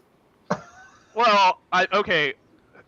Do you want to tell people what the response to the Grim Reaper paradox is? Like, Yeah, it comes down to the type of infinite set that is being postulated by the Grim Reaper paradox, and that the contradiction that they're appealing to in the Grim Reaper paradox is built into the kind of infinity that the Grim Reaper paradox is based on, but that might not be the kind of infinity that we have with real quick infinite regression of time with respect to the Explain the universe. paradox. Yeah, explain the paradox. Explain the the Grim Reaper paradox is like, so there's a bunch of Grim Reapers that are going to kill you at a variety of different. So like you got one that'll kill you at midnight, but if you're still alive at 12:15, and you got one that'll kill you then, and then it goes to like 12:05, and then like 12:01, and then it just keeps going. So that like some Grim Reaper has to kill you, yet no Grim Reaper could, because there's always going to be a Grim Reaper before it that could have killed you, and then that one would have killed you. Wait a second. Is this just a extension of what I call it, Zeno's paradox? Well, actually, kind of, yes. That's what it is. The Grim Reaper paradox just doesn't make any sense. So, well, I mean, it does. It's kind of like a Zeno's paradox, but it's just the contradiction they're appealing to is built into that kind of infinity. An Aleph not infinity or an Aleph 1 infinity is not that kind of infinity. So there are other kinds of infinities we could appeal to with respect to some infinite regression in terms of temporal events in the past of the universe. Mm-hmm. I mean, the other way to appeal to it is just by saying, look, time isn't infinitely divisible like that. It's like associated with Hilbert's Hotel. It has. Hilbert's Hotel is a little bit different. Leo, your mic is clipping. I don't know how to help that. I'm sorry. The way Hilbert's Hotel, I mean, the way Hilbert's Hotel is resolved is just that the thing is, it's not that infinity minus infinity isn't defined. Correct. It's just the problem is underspecified because there's multiple ways to generate infinite sets, and the type of infinite set you're taking away from one, you need that information of how it's being formed in order to get a proper result when you perform like if you remove all odd rooms or you remove all even rooms. Precisely. Yeah. Yeah, because the only way it's a contradiction is that if you do the operation and you get two different results. That's right. Yeah. But I do want to point out that subtraction is not defined in transfinite arithmetic, at least in that's right. Well, it's resolved because of the notion of set complementarity. So yes, you just take away the universal, you just take away the complement of whatever is being. Well, yeah, it's because addition for transfinite for cardinals that are infinite or transfinite would be a more appropriate way. Is not the same thing as addition for cardinals that are finite. That's true. So that's correct. Subtraction is just going to take on a different in both videos that are out now that Skydive Phil did as a response to William Lane Craig's presentation of Kalam, and then a response to his response of that. Adrian Moore, who's a phenomenal mathematician and a theist, if I'm not mistaken, at the University of Oxford, has even said subtraction is just not well defined in transfinite arithmetic because addition is not it takes on a different definition with transfinite cardinals. And so subtraction is just not going to mean the same thing. So when we point to examples like Hilbert's Hotel, this just it doesn't really mean anything because you're utilizing operations that do not have a well established definition in transfinite arithmetic. And I think that's because of the fact, that once you hit transfinite numbers, they have the notion of ordinality makes sense, but the idea of cardinality kind of goes out the window. Yeah, and that's the thing, is that cardinality gets a little bit fuzzy when you get into transfinite arithmetic. Yeah, because technically speaking, Aleph naught, Aleph 1, Aleph 2, all the different ones, they have the same cardinality, but they have different ordinalities. James is tired of saying this is a first for him. He's never had somebody review a debate 10 minutes after it ended. But I get the feeling Richard Mattson doesn't like you, Leo. I don't really care what he thinks. Why would I care? I'm just reading his side chat, and it's I don't dislike him, but if he wants to dislike me, that's fine. He can do that. I'm wondering what that's about. That's weird. I've never seen Richard come in hot like that before. Yeah, I think set theory is one of the only cases in mathematics where you use the notion of actualized infinity compared to a potential infinity. Mm-hmm. Well, and the thing with Aleph is that what that would be called as a countable. At least Aleph naught is a countable infinity. And so Aleph naught plus Aleph naught is just Aleph naught. Aleph naught plus Aleph 1 is just Aleph 1. Aleph 6 plus Aleph 9 is just Aleph 9. Aleph 9 plus Aleph 34 is just Aleph 34. Because any larger ordinal transfinite set is just going to subsume any lower ordinal transfinite set. So it just and this is where definitions for addition and subtraction differ in transfinite arithmetic. Yeah, to be fair though, you have to have a pretty decent understanding of logic and mathematics to get to mathematical logic, to deal with set theory. I've been introduced to introductory set theory, but actual set theory is. But that's the exact reason why people like Praise should stay the fuck out of conversations like that. Well, he doesn't have that understanding. He thinks he does. In fairness, set theory is what? It was developed by Cantor in late 1980s. Georg Cantor, or I should say Georg Cantor, and then people like Bertrand Russell, Alfred Tarski. The Whitehead, I can't remember his first name because Russell and Whitehead are the ones that wrote Principia Mathematica. I think David Hilbert. Yeah, Alfred Whitehead. Yeah, and then people like David Hilbert. They made contributions to like set theory and mathematical logic, model theory, things like that. Yeah, you get into weird shit when you hit set theory. And the funny thing is, with set theory, you start to begin to see the crossover between mathematical logic and like things like linguistics. Yeah, I think the more obvious connection. I think the more obvious connection there is when you start to hit something like category theory, which is God. Yeah, a category theory. It's interesting, but see, I understand what people mean when they say it, but this is just more like a personal thing for me. I don't like when it comes to like mathematics, logic, mathematical logic, category theory, the theory of model, like model theory and everything. I don't like to use like difficult or hard. I like to use the word mature because I don't think that they're difficult or hard. I just think that they require a lot of background maturity in other subjects. And it's like quantum field theory. Quantum field theory isn't hard. It's just mature. It just requires a lot of background mathematics and physics. And it's abstract. And thereby it's going to be hard to intuit a lot of the concepts in that subject. And that's where the difficulty, quote unquote, comes from. I would say it's difficult though, because I mean, like the early history of something like quantum field theory is something where the mathematics was a little bit sloppy in the beginning. Like, come on, Immutable. The mathematics is sloppy now. I mean, it took them a while to get quantum field theory to not generate infinities that you can't handle. And yeah, when did renormalization hit? The 60s. Yeah, exactly. 70s. It's just like I know, and it's just like even people that know what the fuck they're doing with quantum field theory had trouble dealing with the theory, and it's like, okay. Immutable. Oh, I want to say this, but then I do want to get back to the video. But imagine people are sitting there. Man, we've got all these infinities. Somebody, boom, breaks down the door. Guys, I figured it out. So you know how we normalize things in quantum theory?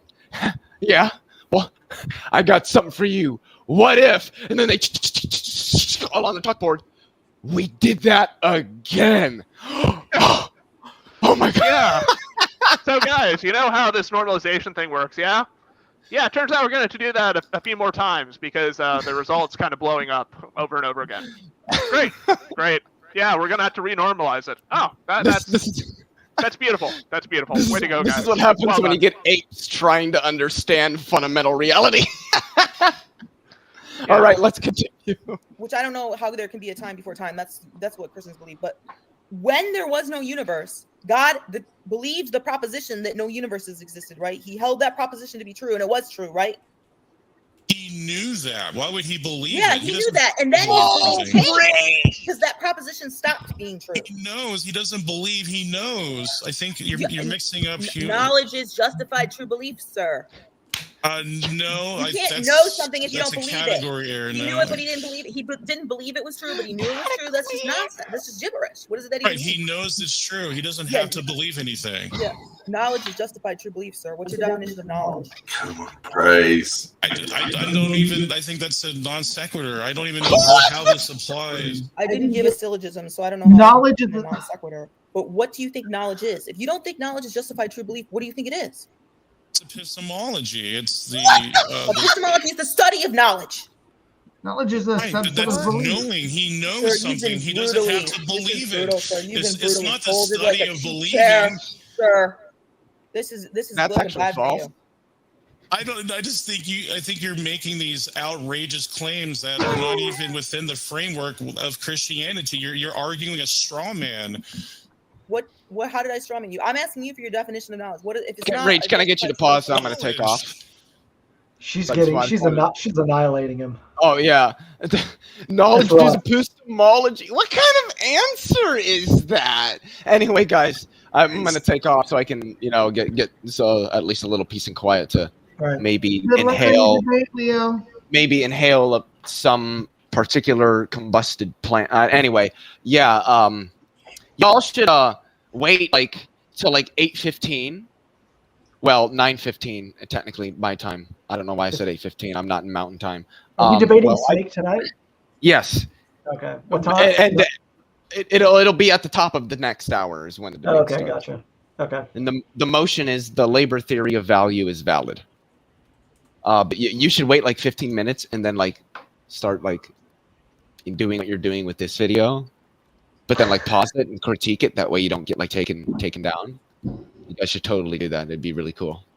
No, I'm just fucking with you guys. Anyway, I'm gonna get out of here. Thanks for having me, Reg. It's been fun. You guys take it easy. Have a good night, Later, Leo. I will. I might actually end up reviewing that debate because Snake's a smart guy, but last time I was talking to him, big Trumper. So this could be a very interesting debate. Snake's a Trumper? Yeah. Well, he was the last time I talked to him. Which was around when Trump was president. So I'm not sure if he still is, but I would assume so. Shit. I didn't know that. Wow. Well, my respect for him just went down. That's hard to believe. Oh, it threw me for a loop too. Yeah, it did. It was like I don't even know what's going on right now. But yeah, he was a big Trumper. I'm fairly certain he probably still is. Okay. Omniscient doesn't mean you know all true propositions. Well, I mean, that would be part of his omniscience, but I would say he also has exhaustive... What does it mean to know them if he doesn't believe them? He doesn't believe the propositions are true? Why would he have to believe them if they're already true? Why would he have to? Because how can you know something if you don't believe it? What is your definition of knowledge if it's not it's not see, then you're making God almost like he can be capable of error. Because my belief could be an error. Are you saying God does not have justified true beliefs? It would be beyond that. So it's like a category what error. Does it mean when you say God knows? What does know mean? That he exhaustively knows. What does that mean? Oh my God. You know what I mean by know? I mean he knows it. He doesn't have to when you say no, what does the no mean? What is the definition of no? If you don't think it's justified true belief, what is the definition? No, it just means he knows. Like, why are you trying to no, you know what that means. I know. Tell me what it is. Oh God, he's getting so fucked up. Jesus Christ. Oh my God, it's gonna live in infamy, man. But I mean, this is what happens when you get praise off of his normal script and just press him. Yeah, that's just right. Oh my fucking God. But see, this is like what you guys were saying about how godless, she can be overly aggressive. 2 points on this. One, I feel like that saying that she's overly aggressive. I'm not saying anybody's being sexist, but I think it's easier to say that about a woman. But if it was a guy, you'd be like, oh, he was just being very direct. But I actually like her aggressiveness, and I understand that sometimes these debates aren't necessarily productive, but oftentimes both sides. This is not a situation where one side's going to suddenly change their position. This is about showing who's got the dominant viewpoint. And so it does devolve into a blood sport. And what ends up happening with her is that she will be calm in the beginning, but over time she starts to get more and more pissed. And then she just lets it all out. And it makes for good YouTube. I mean, and she has a bad reputation because of a lot of the videos she put out back in the day. There'd be videos of her going into restaurants and throwing shit at the people and cursing the people out. And shit, really? So yeah. I mean, she has a bad reputation for that. But I think when it comes to philosophy, she definitely knows her shit. And I think a lot of times she kind of plays a role sometimes. But because I have her on my Facebook page and her Facebook page is way different than her online personality. I mean, the one thing I would say that she has mentioned about herself online that I don't necessarily like her talking about is that she's fully admits she's a trust fund baby, that she doesn't have to work, that she's and that she thinks that people that work are suckers, that it's hey man, I don't have to work. And then she talks about this situation where she had to file a workers' comp claim, and she fought it for multiple years, and then she finally got the money, and she's like, all you suckers, so you guys who are working every day, guess what? I get paid for workers' comp, and I don't even need the money, and I just bought a house with my trust fund money, so I'm always kind of that obviously rubs me the wrong way on those topics. Yeah, because I'm definitely a person who would work if they could, but can't. Yeah. She can be really inflammatory when she wants to be. I agree. Yeah. Yeah, and really she also miss has my a. last job. Oh, sorry. Go ahead. I said I really missed my last job. I used to work for PBS, so. Oh, cool. I worked in their knock, and I made sure that their stuff stayed on the air. If I ever was like a billionaire, one of the things I would do is I would donate like a lump of money to PBS so they would never ever have to be dependent upon the government. And it would be a requirement that they have to preserve the way that they do their television right now, like to rural communities, keep the same kind of programming, just like not have to beg for money, like just be like, it's just paid for. You don't have to be beholden to folks. You can just put out the stuff for people. So technically, I worked for an affiliate, but yeah, I worked for the local affiliate. Granted, they're like the biggest affiliate, but I worked for an affiliate. Yeah, another aspect of Godless Girl that a lot of people will rag on is she had a drug problem. So I remember in particular there was this one modern day debate where she fell asleep and everybody was ragging her on it. Oh, you're on heroin. You're on heroin. And I'm like, for one, you know, her being a drug addict is just a human thing. I mean, I'm not going to judge her based upon that. But for two, she was a part of a team, and the other guy was handling it. And I mean, she might have been tired and fell asleep. How are you going to sit there and just talk shit about her? So yeah, I do think that oftentimes, from what I see, I think she gets a bad rap, because the internet's shitty. You know? I can't say anything bad about her being a drug addict. My dad was a drug addict. Yeah, me too. I've struggled with addictions myself, and yeah, it's to me it's, you know, if you get over it, that shows strength, and people won't. It does show strength. You know. Also, a person can beat heroin. That's a major strength. Yeah, for sure. Yep. But no, I mean, I'm disabled. I have I could potentially fall asleep right here because that's part of my disability. So.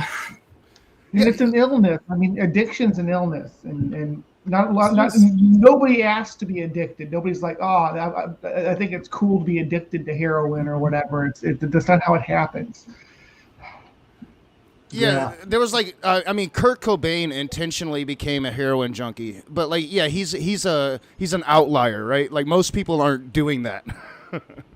Right. I'm kind of just like operating on intuition here, but like some drugs like that are extremely addictive. It's just, I guess my point is like you should know that some drugs are addictive before you try to experiment with some of them.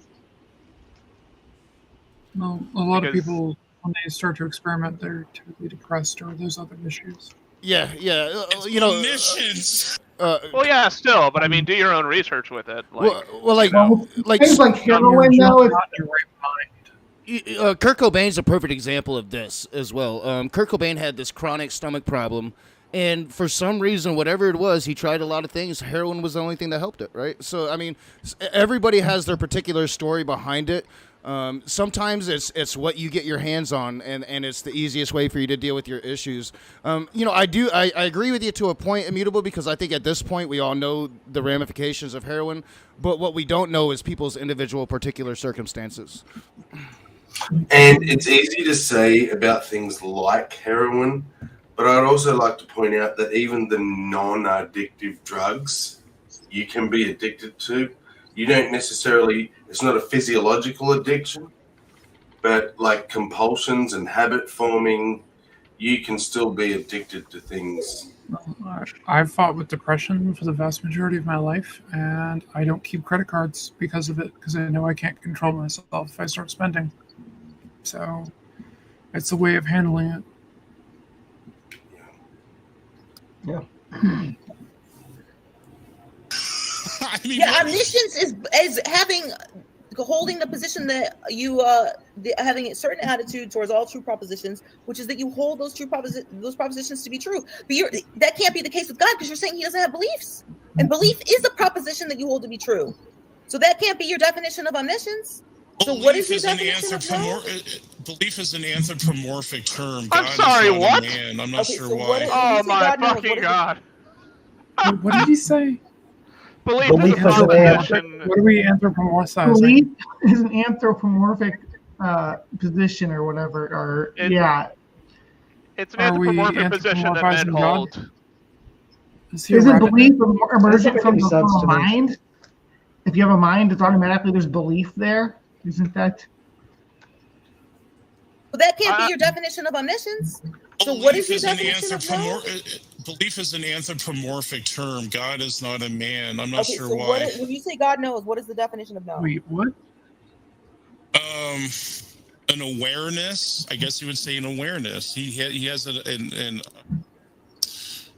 capacity in his nature or his attributes that he's aware, and then therefore he's aware he knows. He doesn't need to believe anything. I don't know what it means to like a mere awareness, like a mere perceptual experience is not propositional. So omniscience wouldn't be able to mean. I mean, wouldn't perception qualify as a belief? Like the fact that like I perceive X to be a belief about something? In a way, yes. I mean, sure. Yeah, I mean, and if you're aware, doesn't that imply that you know? I mean, plants are aware that they're being eaten. You know, I don't get what Praise is saying here. I mean, you definitely, at the very least. I mean, at the very least, you have an attitude about the proposition, right? You're not saying, like, you hold like some aspect of the proposition, like, you know, a plant being eaten. It holds, like, has some belief about, you know, that proposition being true. I mean, in this do case. you guys know what Gettier cases are? Yeah, it's the whole it's like justified belief, but not necessarily true. Correct. Yeah. Belief that's belief that's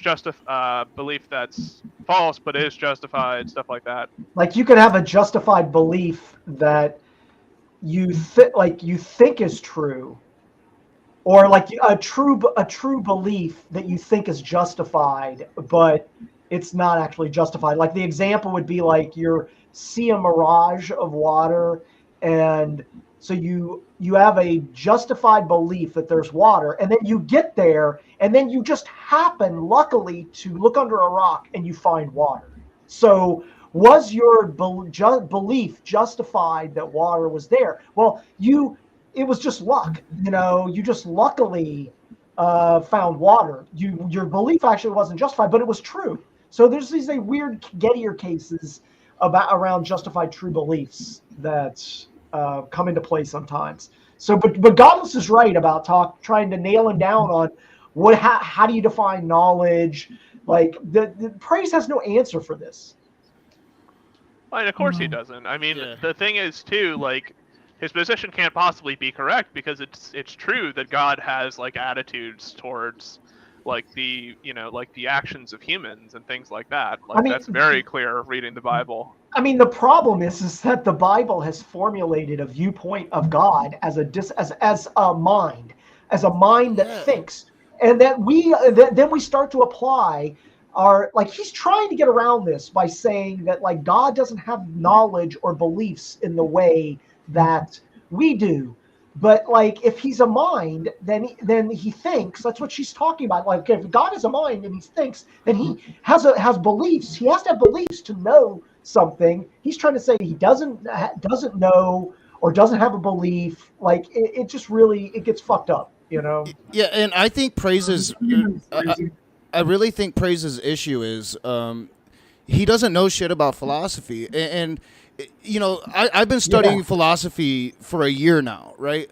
I'm not going to step into a philosophy debate yet. I'm not ready for that. And Praise just doesn't have that awareness about himself, and he's lacking because I'm sitting here and I don't know philosophy like you do, Jason. You do, Immutable. But I'm sitting here and I've got goosebumps because everything Praise is saying is just so cringe, and it's like, dude, you're just making an ass of yourself. Well, I mean, so for instance, like Jason, I would wager probably understands metaphysics better than I do. It's just not something I've spent like the time to like learn and to like get well read on. But the thing is, like, I genuinely think perhaps in Praise's case, like he doesn't understand it, and I think that's true for like the majority of things he speaks on.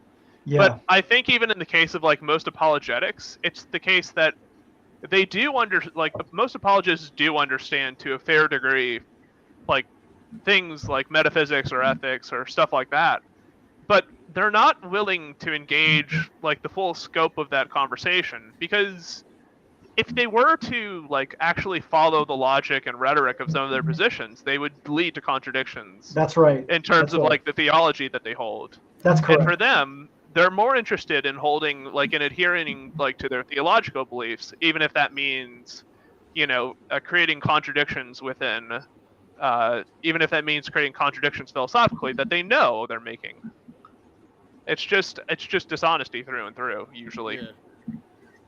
Well, you remember, like, they're taking positions. They already have a theological position, which isn't necessarily founded in fact or empirical evidence. So they already have like kind of a confirmation bias here. And this happens all the time where they're like, the Bible tells me so, therefore the Bible is true. There's like this circular reasoning that's going on. So they're definitely not going to be willing to engage in a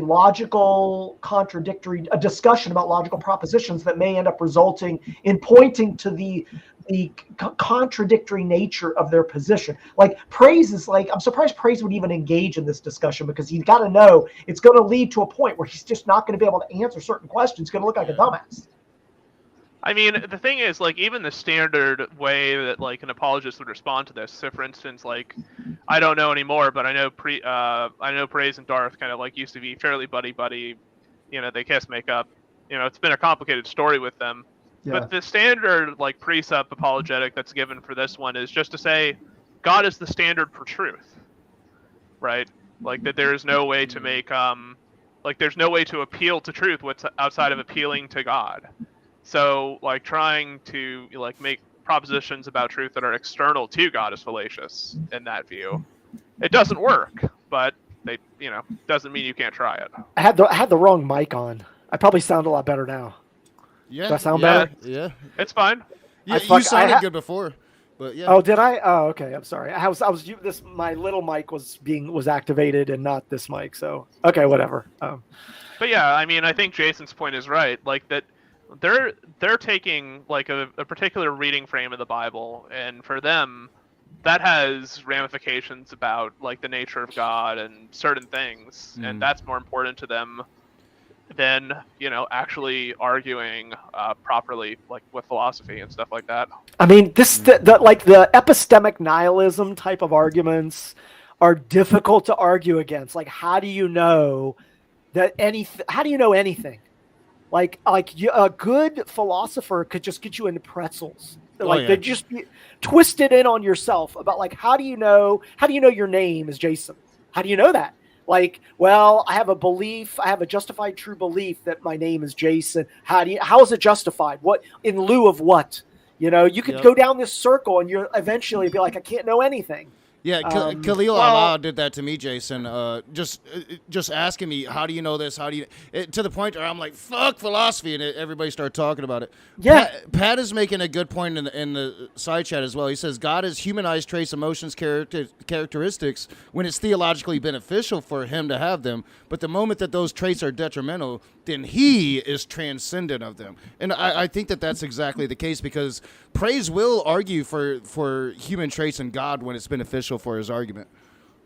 Well, I mean, I think even like fundamental to Christian theology, right? Yeah. It's very clear that God has like emotional attitudes towards like the actions of humans, Yeah. Like he wants and desires certain humans to be with him in heaven, but other people will be sent, like cast into the lake of fire, or, like go to hell for an eternity because they choose not to, believe, or, whatever the Christian's going to say to that.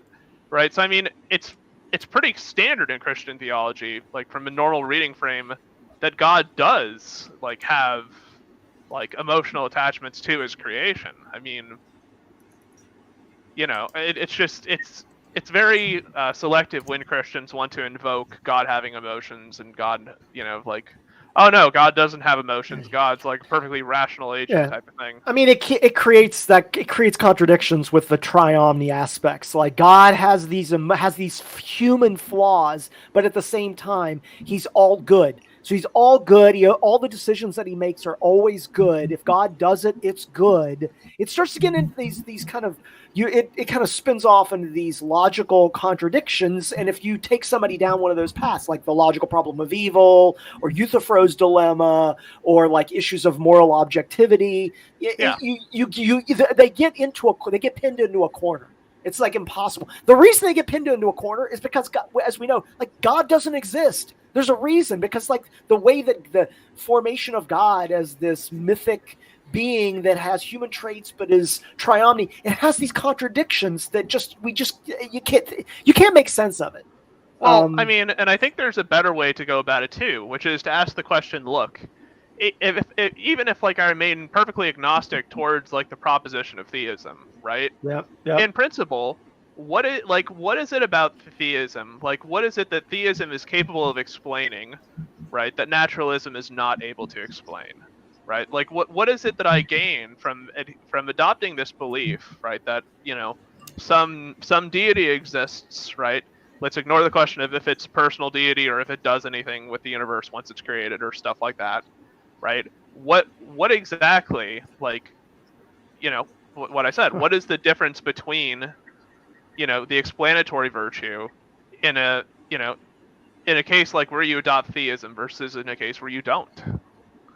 Well, Because, I mean, we have like examples of like throughout history of individuals and societies who are experiencing dire situations, like their humanistic aspects are like their stress and negativity can be tempered by these belief systems, which are connecting to like these sympathetic portions of our brain. We're tapping into that, and religion can do that. So we immediately see relief. We are like, I am terminally ill. I only have a certain amount of time left. I go to church. I find pleasure in that. It eases my discomfort on what's going on. Therefore, there is a value to this. It must be real. So we know that there's value to religion in that respect, and that societies and religious organizations tap into that. They know that's a value, and they can take advantage of that on individuals. Yeah, and the thing is, like, it's a very similar thing with the soul, right? Like, nobody wants to believe, for instance, like, when you die, that's it. So you create a notion of like, okay, well, that's actually not the end of the thing, right? There's this part of, like who you are. Yeah, exactly. Like, and actually, if part of you is actually, like part of you will be transferred to your soul, and your soul will actually live on. Yeah. It'll transcend to this, dimension somewhere and be planted in a new body or whatever the hell. This is the last thing I'll say, but to me, that just seems like the dickish sort of thing. Like you're taking advantage of somebody's like want to like live forever, or like not have pain, and you're like, look, if you follow this, you can live forever. I mean, who's not gonna fucking take you up on that? Who's not going to be like, I want to live forever? I mean, Jesus Christ. Yeah, I want to live forever. Everybody's going to say yes. People always say I'm crazy for that. Like you don't want to live I want to live until I don't want to live anymore, and then I'll just off myself. No, I don't want to live forever. No, thanks. I don't know. Well, you say that, but I mean, imagine the weed they're going to have in 500 years, Immutable. Come on. Okay, look, let me qualify that, right? I mean, if you take things like current scientific endeavors, like to end aging and stuff like that, yeah, I'd want to live forever. Like I would want to have like a youthful, definitely, like, eternal existence. Like I don't want to live forever old, Precisely. Like if I have like dementia, like Alzheimer's, like and all this stuff for like an eternity, just fucking off me. Like come on. Like honestly, I don't want to live like that. Agree. Nobody does. Like, I agree. Jeez. And before we get back into the video, I'm wondering, if this was set up before the Praise Darth debate, or if this was set up and this is an attempt by Godless Girl to get back into Darth Dawkins' good graces, because he's mad at everybody now, and Godless Girl is one of them. So I'm gonna go own praise for you, Darth. That's what I'm gonna do. Wouldn't he be mad at Godless Girl to begin with? I mean, well, they have an off and on relationship, but like when the praise thing dropped, a lot of people were asking, is Godless Girl involved in that too? She said she repented, and Darth went off and she didn't repent, blah blah blah blah. Yeah, Darth. They've had a complicated history. I mean, it's just everybody who's like been with Darth for some period of time has had like their quarrels and. Oh yeah. Basically, if you just say anything he disagrees with, you're considered a troll in his eyes. My whole concept of Darth Dawkins is he's not worth even I talking mean, with. So people, you're right. the majority of people who engage with him because he's a lol cow. Like they engage with him because like they're wanting to make an example like of presuppositional apologetics and just why it's horrible. Yeah. Because even I think it was like Cameron Bertuzzi or somebody like that, like who was recognizing like that even people who do precept professionally, it's like, guys, we can't use this stuff because atheists just laugh at it, like they don't take the argument seriously. And it's true because I don't think it's a good argument. I've never It's a taken it bad seriously. I've never really even looked into it on how to combat I mean, it. ultimately it's circular. Yep. Did you just say circular? Circular. There Nice. we go. Circular reasoning works.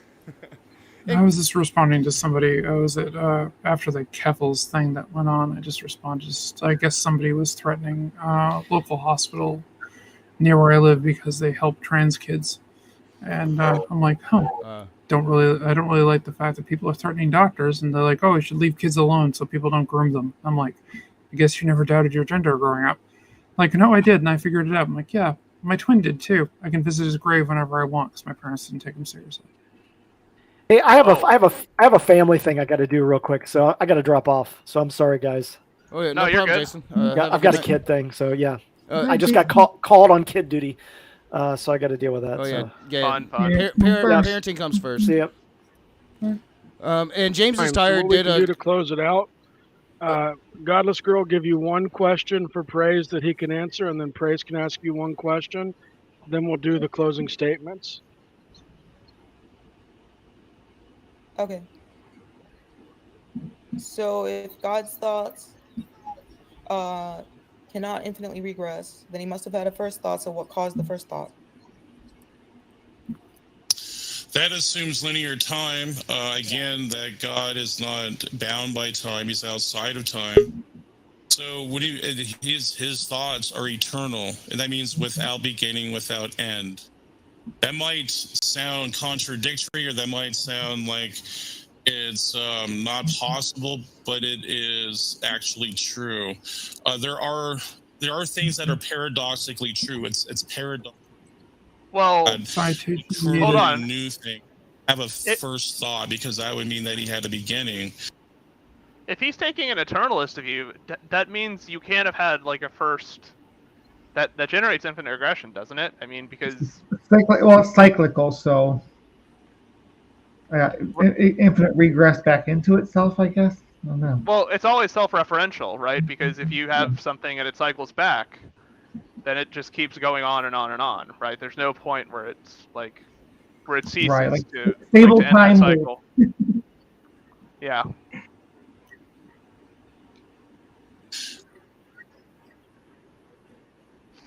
Hear me. James is tired. Did clarify. James asked both to debate the topic, so my little theory is out the door there. So thank you, James is tired for that. And Germania, you said you're going to stream tomorrow, so I'm going to test my sobriety. It'll be the ultimate test because I always flip out in a Germania stream. So if I'm going to be in your stream tomorrow, you should get your ass into my stream tonight, dude. That's all I'm saying. There's no reason for you not to be in here, Gar. Like, no reason at all. I can't think of a single excuse you could have. There's Orge, though. At least Orge steps up. Hi. Hello. How's it going? It is. Are you What's up, having RJ? as much fun as we're having here? Perhaps. I've been online for like 10 minutes, so I don't quite know what fun you're having yet. Oh, you missed it. Praise is getting owned by Godless Girl. Like ragdolled. Yeah, epically. It's epic. It's just a misunderstanding of the ontology of God.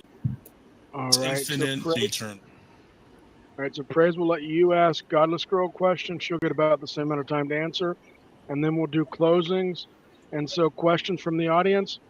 Make sure to tag James is tired but also put at godless or at praise. And the way we do question and answers, if it's addressed towards praise, godless will be able to make a comment after that, and kind of vice versa. Okay, so my question is why? Okay, I guess I'm trying to put this. I'm gonna just give a little thought here. I don't want to just blurt it out. Like,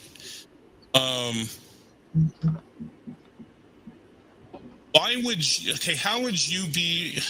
Like, I guess my question is like, do you see the Spit it out. repercussions of denying the atrocities we have seen over history, like the Holocaust, many other things too?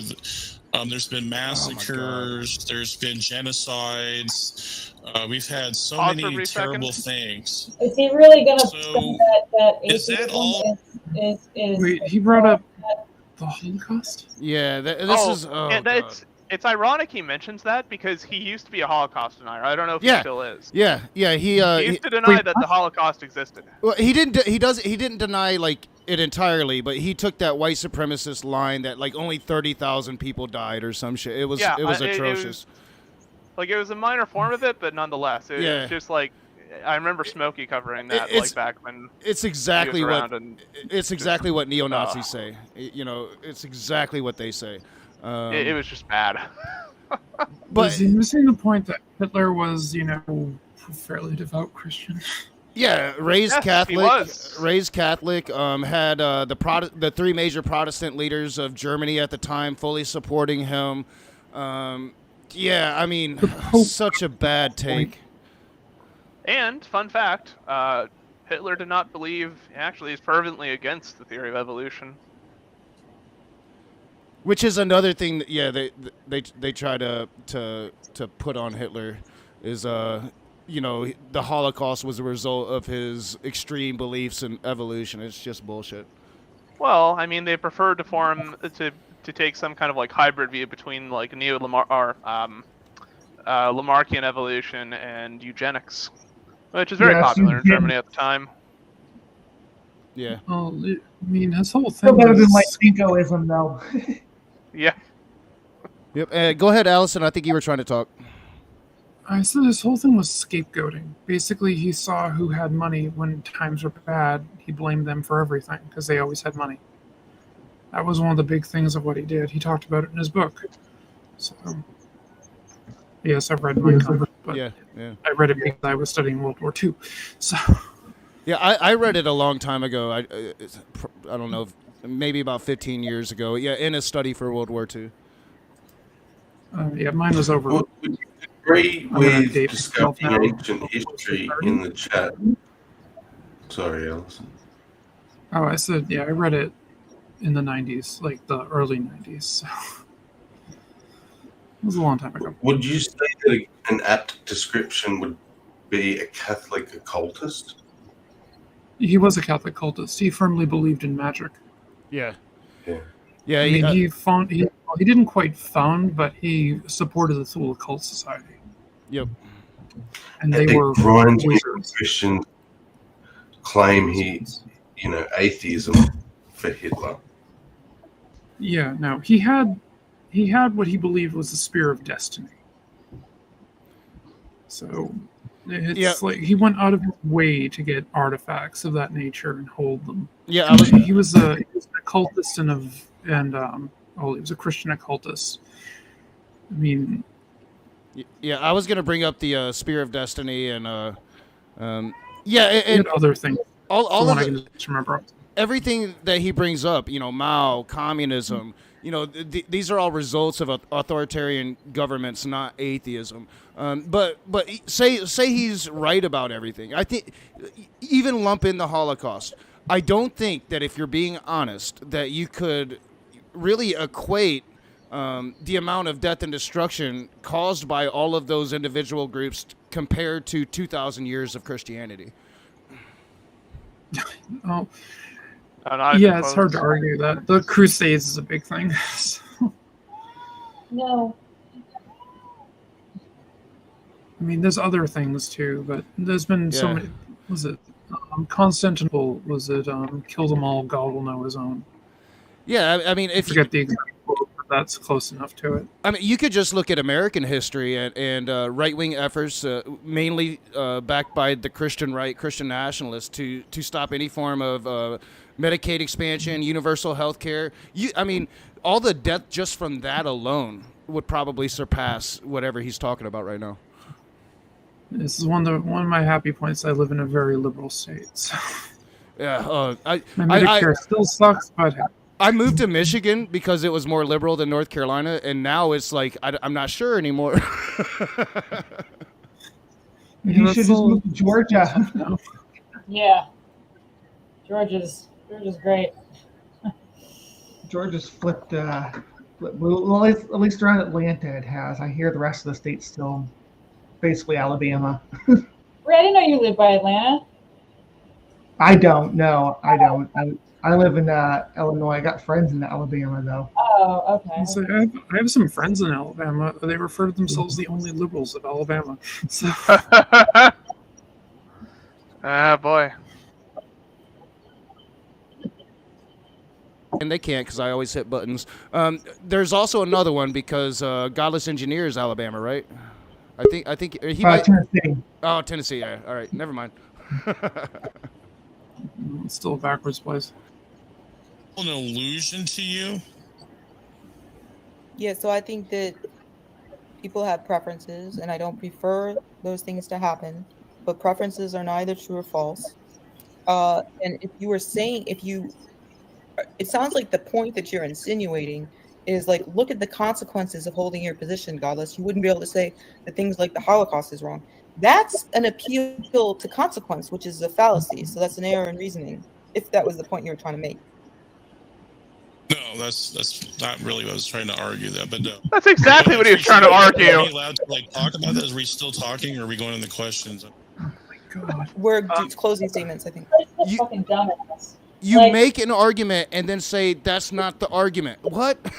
Like the other night, Knock, when you did that thing with him talking to Tom Rabbit, and if you listen to the questions Tom Rabbit was asking you, in the tone of Tom Rabbit's voice, the fact that Praise actually took that seriously, I know. like, are you fucking? He was asking those questions to get a fucking rise out of you, to get laughs, you fucking dumbass. Like, I don't know Tom Rabbit from a hole in the ground, but I was able to hear by his voice that he was just fucking with Praise, and Praise fucking ate it, right? Oh, yeah. Praise was fucking hook, line, and sinker. Yeah.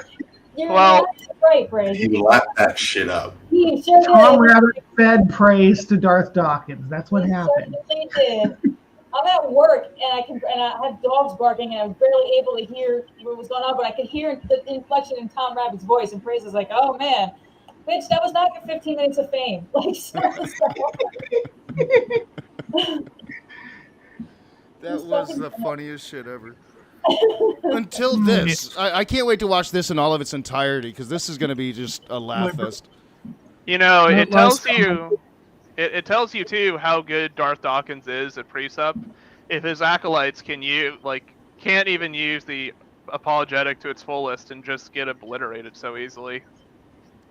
My brain cells aren't so much as dying listening to him, but committing suicide. Yeah, that's why alcohol exists. That's the rescue there. Yeah, I'm Korag. not allowed to do that because of the medication, and God, do I need it. Let's be mindful of the host's sobriety when we start talking about alcohol. Oh, you're fine. I'm You're pretty talking good about with it. heroin earlier. Yeah, I'm pretty good. I'm pretty good Yeah. with it. I appreciate it though, Bree. But I think I'm pretty good. To Korag's Korag in the side chat. He's mentioning when Godless Girl was on my channel, and yeah, I mentioned that the other day. Godless Girl wanted to be my Shannon Q and was going to get me 1 million subscribers. It was funny, but I've always had a fairly decent relationship with her. You know, like she's always been honest and fair with me and nice to me. So, which is surprising because I thought that my left politics would drive her up the wall, but she seemed to ignore it.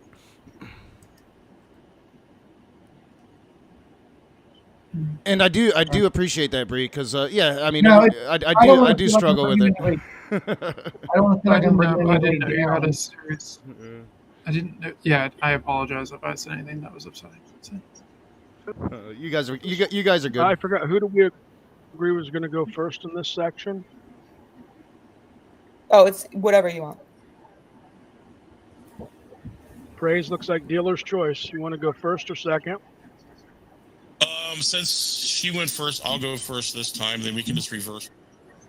Alrighty, I'll put 5 minutes on the clock. Remember, tag the questions at James is tired, and then just put like a G for godless or a P for praise, and then I'll ask them, and then the other party will get a chance to respond.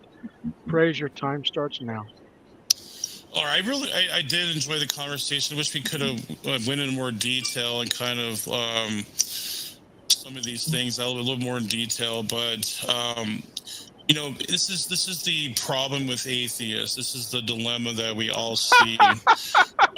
That they're willing to say that these events in history that we have witnessed that have brought such terrible oppression, sadness, death, violence, etc. And this is what we call in philosophy anti-realists. This is like an anti-realist. They deny that these things are real, that these things are true, or that these are wrong. Look at and Gigi's they face. would never say that that's true. I think that's ridiculous. And it's not that my arguments failed tonight. It's just that her argumentation itself was ridiculous and outlandish. And if atheists are willing to swallow the sword like that, okay, that's fine. I would appeal to phenomenal conservatism that, in absence of defeaters, I would say that my position is justified. And I made it clear. I made like a bipartite argument that if there's moral realism, then we can have supererogatory acts. And if supererogatory acts are true, only God could be the proper precondition for those. And I didn't see really any defeaters, just a bunch of incredulity and misunderstandings. She seemed to not get it that way. Confused. She didn't understand what I tried to explain. I tried to, lay it out there simply for her. I'm not saying like that she's stupid or anything, because these are complex issues, but I think, really it's indisputable the supererogatory nature of God. Since supererogatory actions are really there in this world, they are true, then I just think that's I just have to point out, GS says, praise wins by losing. I mean, did he just say bipartite? Bipartite. He doesn't mean by. He's making words up at this point. He's just using overly complicated words because of why not? Like, is that what he meant? Bipartisan, like can go, in both aisles. Is that what he meant, or? I think he wanted to say like two-sided argument, but I mean, he just, I don't know why he chose to use bipartite. What the fuck is that? That's not even a word, is it? It is. It's just usually used in statistics, but it's weird to have it used in normal conversation. Involving by two separate parties. I will be back later, guys. All right, take care. Yeah, I gotta get going myself. I have a couple of deadlines I gotta take care of for the comic I'm working on. I'll talk to you later. Thands for coming on, Allison. It was really nice to meet you. Well, thank you for having me. I really appreciate it. If you do this regularly, I mean, I tend to slip into streams. So. Oh yeah, I do. I'm trying to get back to it regularly. So yeah, feel free to come in anytime. Yeah. I've been following your channel for a while. I've enjoyed it. So thank you very much for the content. All right, thank you. And it was nice meeting everyone. Yeah, have a good night. You too. Indisputable evidence for the evidence of God, and people if I would recommend to rewind it and check it again and watch all the arguments. Like, they're all logically sound. And we I did appreciate, praise. having Godless Girl on tonight. She was a lot of fun, but that I yield. I don't know if Praise knows. Have 2 minutes. Did he say Praise, she was a lot of fun. What the fuck is wrong with him? He just He's not called the her sharpest tool in stupid. the shed. He literally just said she didn't understand anything he was putting down here, that he's so far above her, but it was fun. Come on, Praise. I think Praise realized that he didn't do too well, and he's trying to like kind of whitewash it right here. I mean, the thing is, like, that assumes like that Praise knows like when he hasn't portrayed information like properly or to the best of its ability. But literally, like, he's searching up like, you know, like internet arguments, like from God only knows where, like Christian trick tracks. And it's like, I don't know where the hell he's getting this from, but it's like, it's laughably bad. Yeah, oh gosh. Does he still go around saying I've never lost a debate? I remember that was his thing a couple years ago. Does he still do that? Yeah, oh yeah. Probably. Yeah. Did you want to Standing see for her Truth closing does. remarks, or Huh? I've still got it here? I just stopped sharing. I thought that was the last thing he had to say. Oh yeah, I'm good. If everybody else wants to watch the rest, but yeah, it did seem like they were probably going to questions or probably. I can only take so much of praise. No, I mean, it's just something you watch because you know you're gonna get laughs out of it. Like, Yeah. I don't think anybody who engages Praise really takes him too seriously as an interlocutor. Nor should you really. Like, he's been around for several years, and it's just the same it's just the same games with him all the time. He hasn't improved. Stop. Go lay down and leave Merlin alone. Go. Go to your bed. Down. Yes. Sorry. Yeah, I do want to thank Jason because I wouldn't have known that. I need to make sure I'm subbed to James is Tired, or at least get the notifications from James is Tired, because I would have never known that debate happened, and that would have been a tragedy in my life. I've just put the link in the public chat for everyone to this video. Cool. Thank you, Sammy. Yeah, that was funny. I can't wait to watch all of it. Yeah, maybe do a more in-depth review. But I've got so much stuff I might review right now.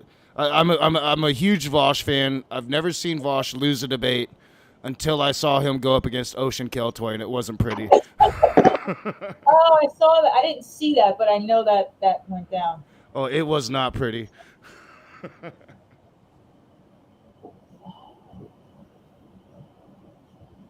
Praise wouldn't even be lunch for Dillahunty, more like a late night snack that you don't even remember having. Yeah, well, and that's the thing. That's the funniest thing about what we just watched. And I'm not, Godless Girl has her strengths that are probably far different than Dillahunty's. But Praise thinks he can debate Matt Dillahunty. Yeah, okay. That was the funniest part of it all. Yeah, I'm sure he could. I mean, he could. That doesn't mean he's going to do well, but he could sit down and talk to Matt Dillahunty. He's just going to get his ass handed to him.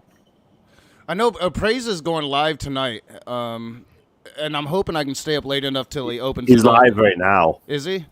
All right. Yeah, he's doing the after show for that debate, quote unquote. Is he having a room? Yeah, it's like, his channel's like he's talking right now. No, but that debate that just happened now?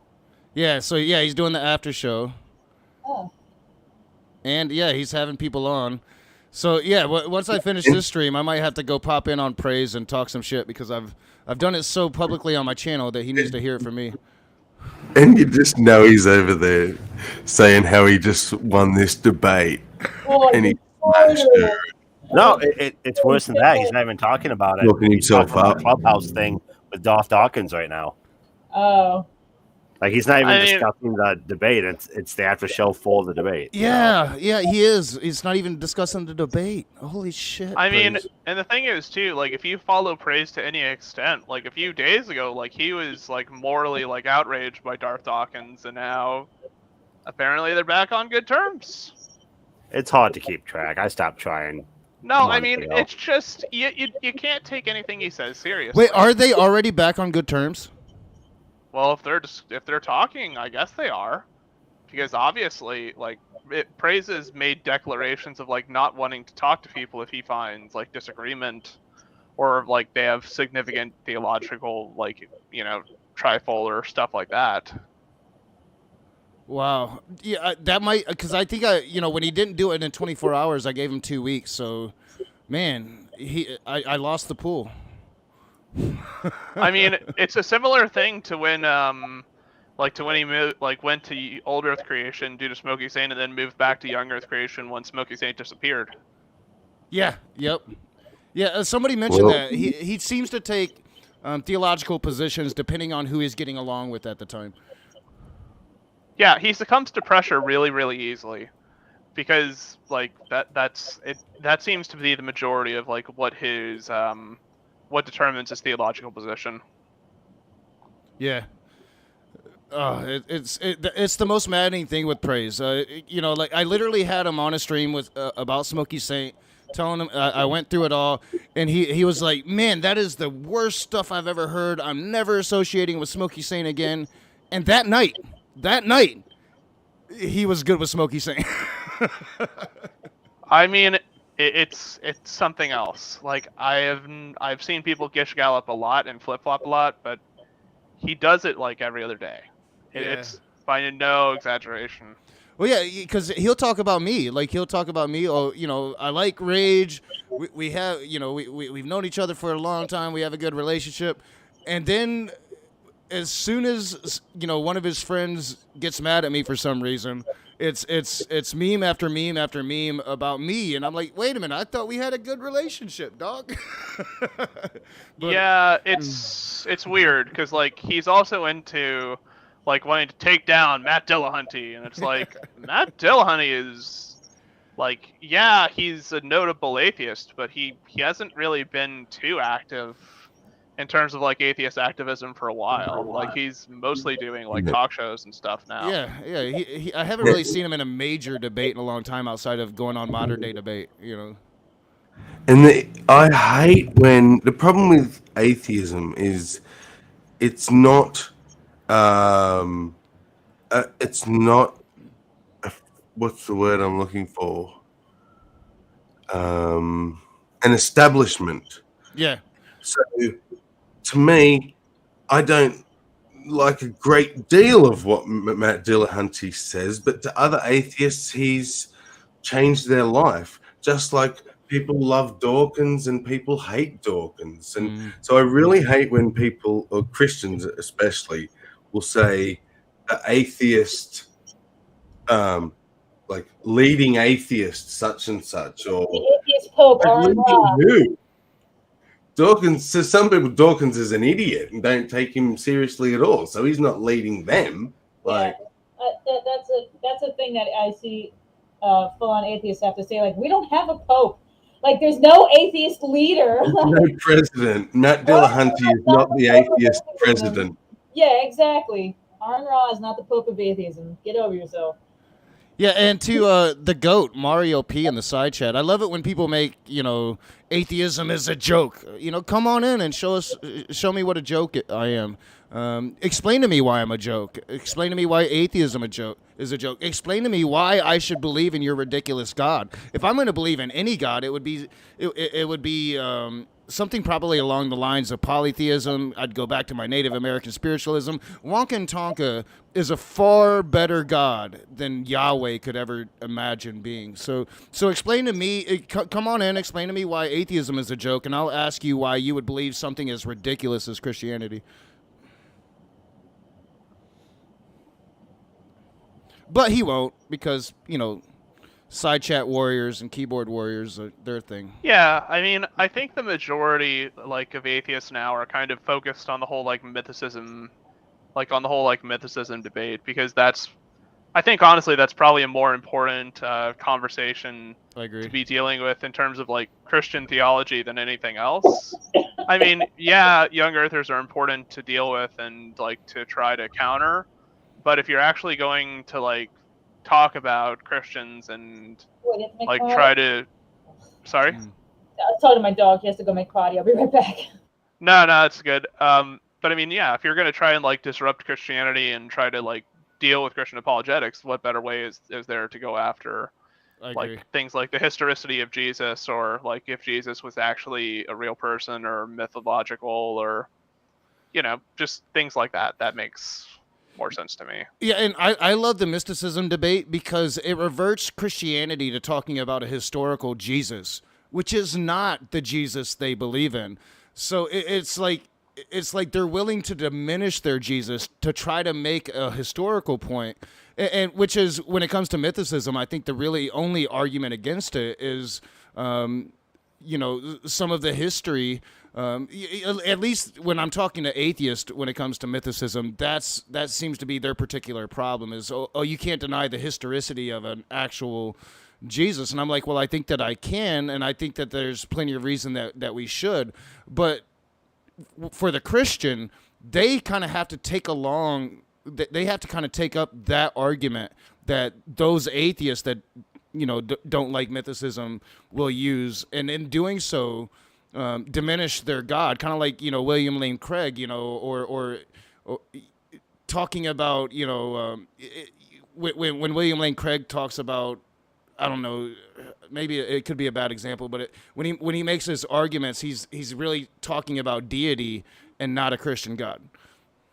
Yeah, I mean that's the thing that's been classic for apologetics to do. I mean, the kind of argument that Craig likes to run, the Kalam, for instance, is and it was recognized by classical apologetics a very long time ago that argument itself is not sufficient. Well, technically, no argument is sufficient on its own to prove necessarily that the Christian God is the God that people should believe in. At best, it gets you to some form of deism. Yep. It commits you to some form of theism, and the most generous form of that is deism at some point. But the moment you try to say oh, this God has a personality, or oh, this God has intentions or feelings or desires about the world, and we're supposed to be subservient or whatever, that's a whole different conversation. Now you're adding a lot more to just general theism. Yeah, and with the Kalam, it's you can't even really get to deity with Kalam, right? You can get to an origin to the universe, maybe, but then it takes other arguments after the Kalam to get to deity. That was the thing, with me and Khalil, is he wanted to get into I can't remember the specific argument, but he wanted to lead from the Kalam that just kind of deals with a beginning of the universe to argument of contingency, and then other arguments that would eventually, after about a year, probably get us to a Muslim God. So it's funny to me that in the process of trying to make their God logical, they take away the main attributes of their own personal God. Yeah, and I mean, it seems to be that they're adding to the God too, because if you go back to the Old Testament, for instance, where I think it's before the flood occurs, there's a statement, something to the effect of God was shocked by the evil of the world, and for that reason he had to drown all people. Well, I mean, if you take a conventional reading frame and analyze that, that means that there's something that God didn't know, right? He didn't expect and didn't know people were going to be this evil after the fall occurred, right? Because it says there was evil continuously, and it's for that reason he generated the flood. So it's how do you reconcile this verse with omniscience, with the claim that God is all knowing? Because in Scripture it clearly seems to point out that there's things that God was shocked by, right? That expectations God had about humans or about the world didn't come to pass.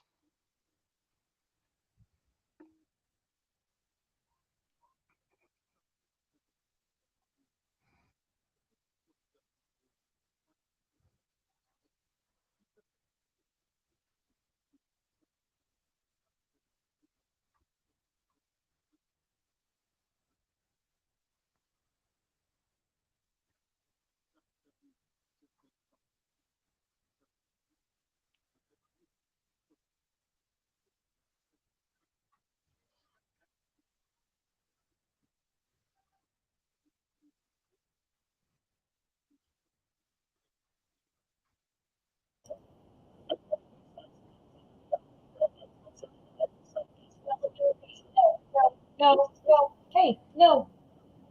Sorry. And Oh my damn God. it, I was mute. Y'all heard me, but the audience didn't. So that was for you. I don't want to have to call you again, Knock. I'm sitting right here. Yeah, well, I keep hitting that damn button over there, and when I do StreamYard, I've got 2 buttons to hit. So.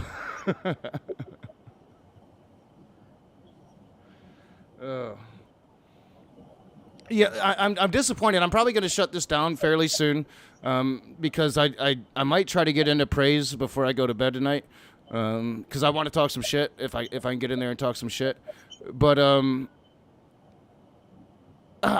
fairly disappointed that Google Meets was the way it was. I was hoping that Google Meets would have been better, because they're doing what Zoom does. Zoom did the same exact thing. You could get it, but unless you pay for it, then you can't talk for more than an hour, and that's stupid.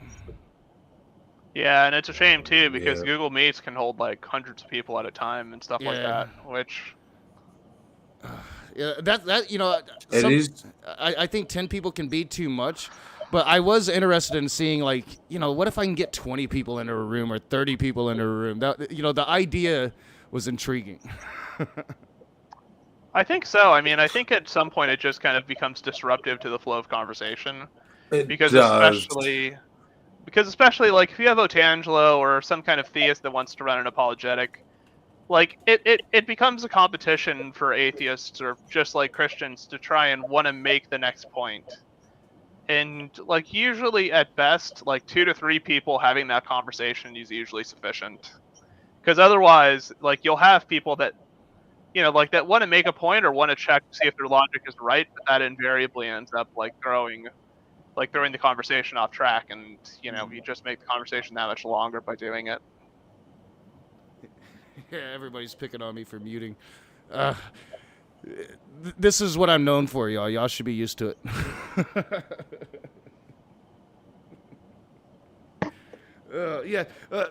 Theism to me, well, Abrahamics to me is completely illogical. Theism itself isn't necessarily.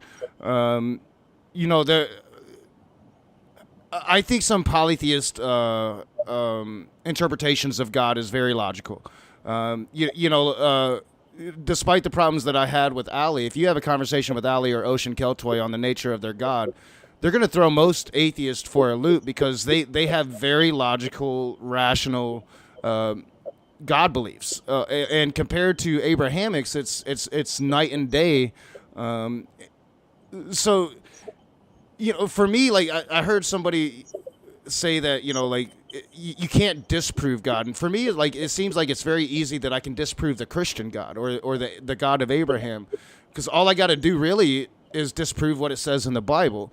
But when it comes to the actual notion of a God, well, yeah, that becomes much harder, because there is the possibility we don't know what we don't know, and I guess logic could get you to some iterations of a godhead or a deity, but I don't think that if you're a realist or if you're a naturalist, it just doesn't seem very plausible.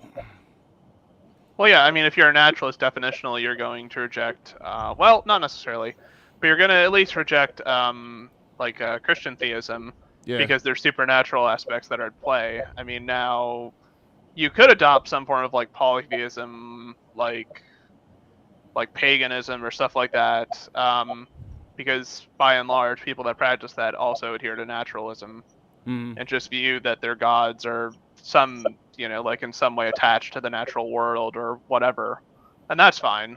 Yeah. But I just wouldn't call that a god in that case.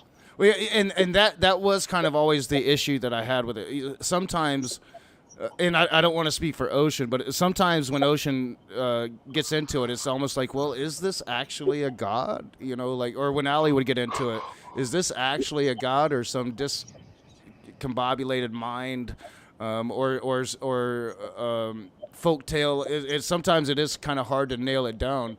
But then again, if you sat down with them and nailed it down, they're going to nail it down for you. Are you muted again, dude? No, I don't think so.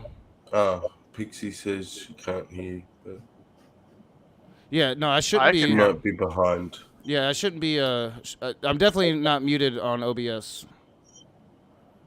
Yeah, I can hear him just fine, so I don't know. Maybe there's a little bit of lag. Yeah. It could be Pixie's headphones doesn't like me.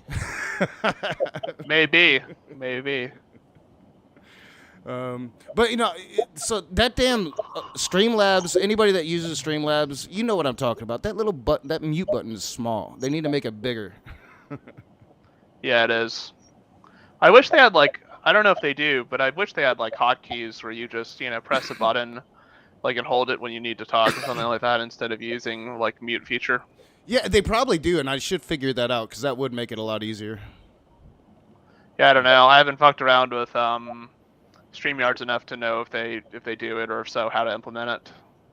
Yeah, I got to mess around with that, but I'm sure they do have some kind of hotkey system. But I am gonna go ahead and end this because I really want to go and talk some shit to Praise, but I'm also tired, so I might just go to bed. But I want to thank everybody for coming on. I'm gonna try to do this more, and I'm sober now. I'm a lot calmer. So if Gerstreams does stream tomorrow, I'm definitely gonna go on Gerstreams and test out my emotional range. Because every time I go on Gerstreams, I lose my shit.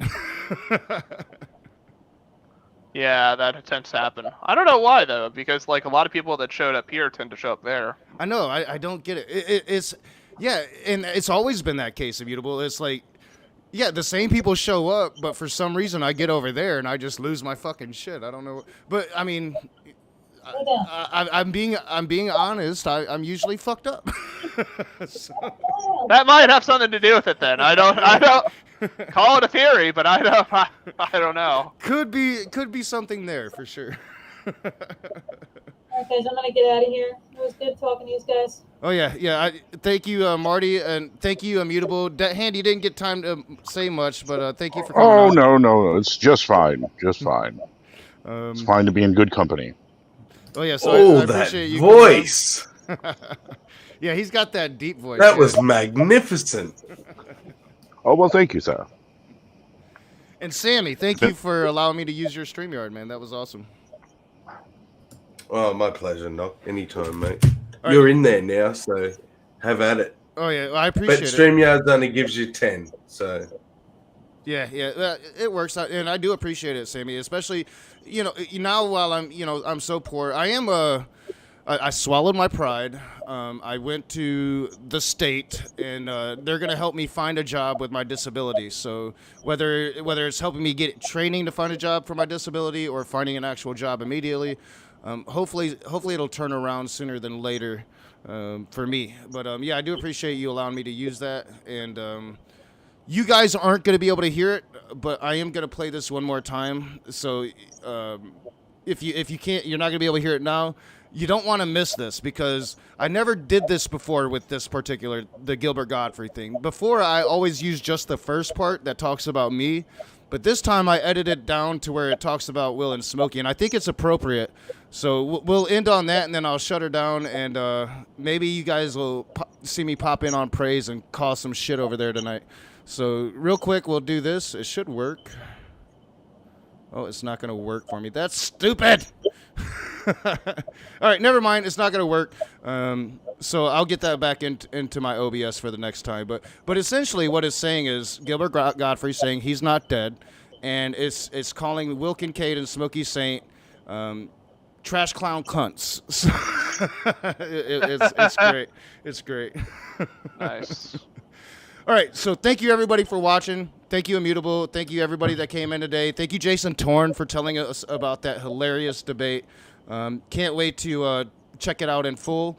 And Gerstream said he's going to be streaming tomorrow night. If he chooses not to, I might do something.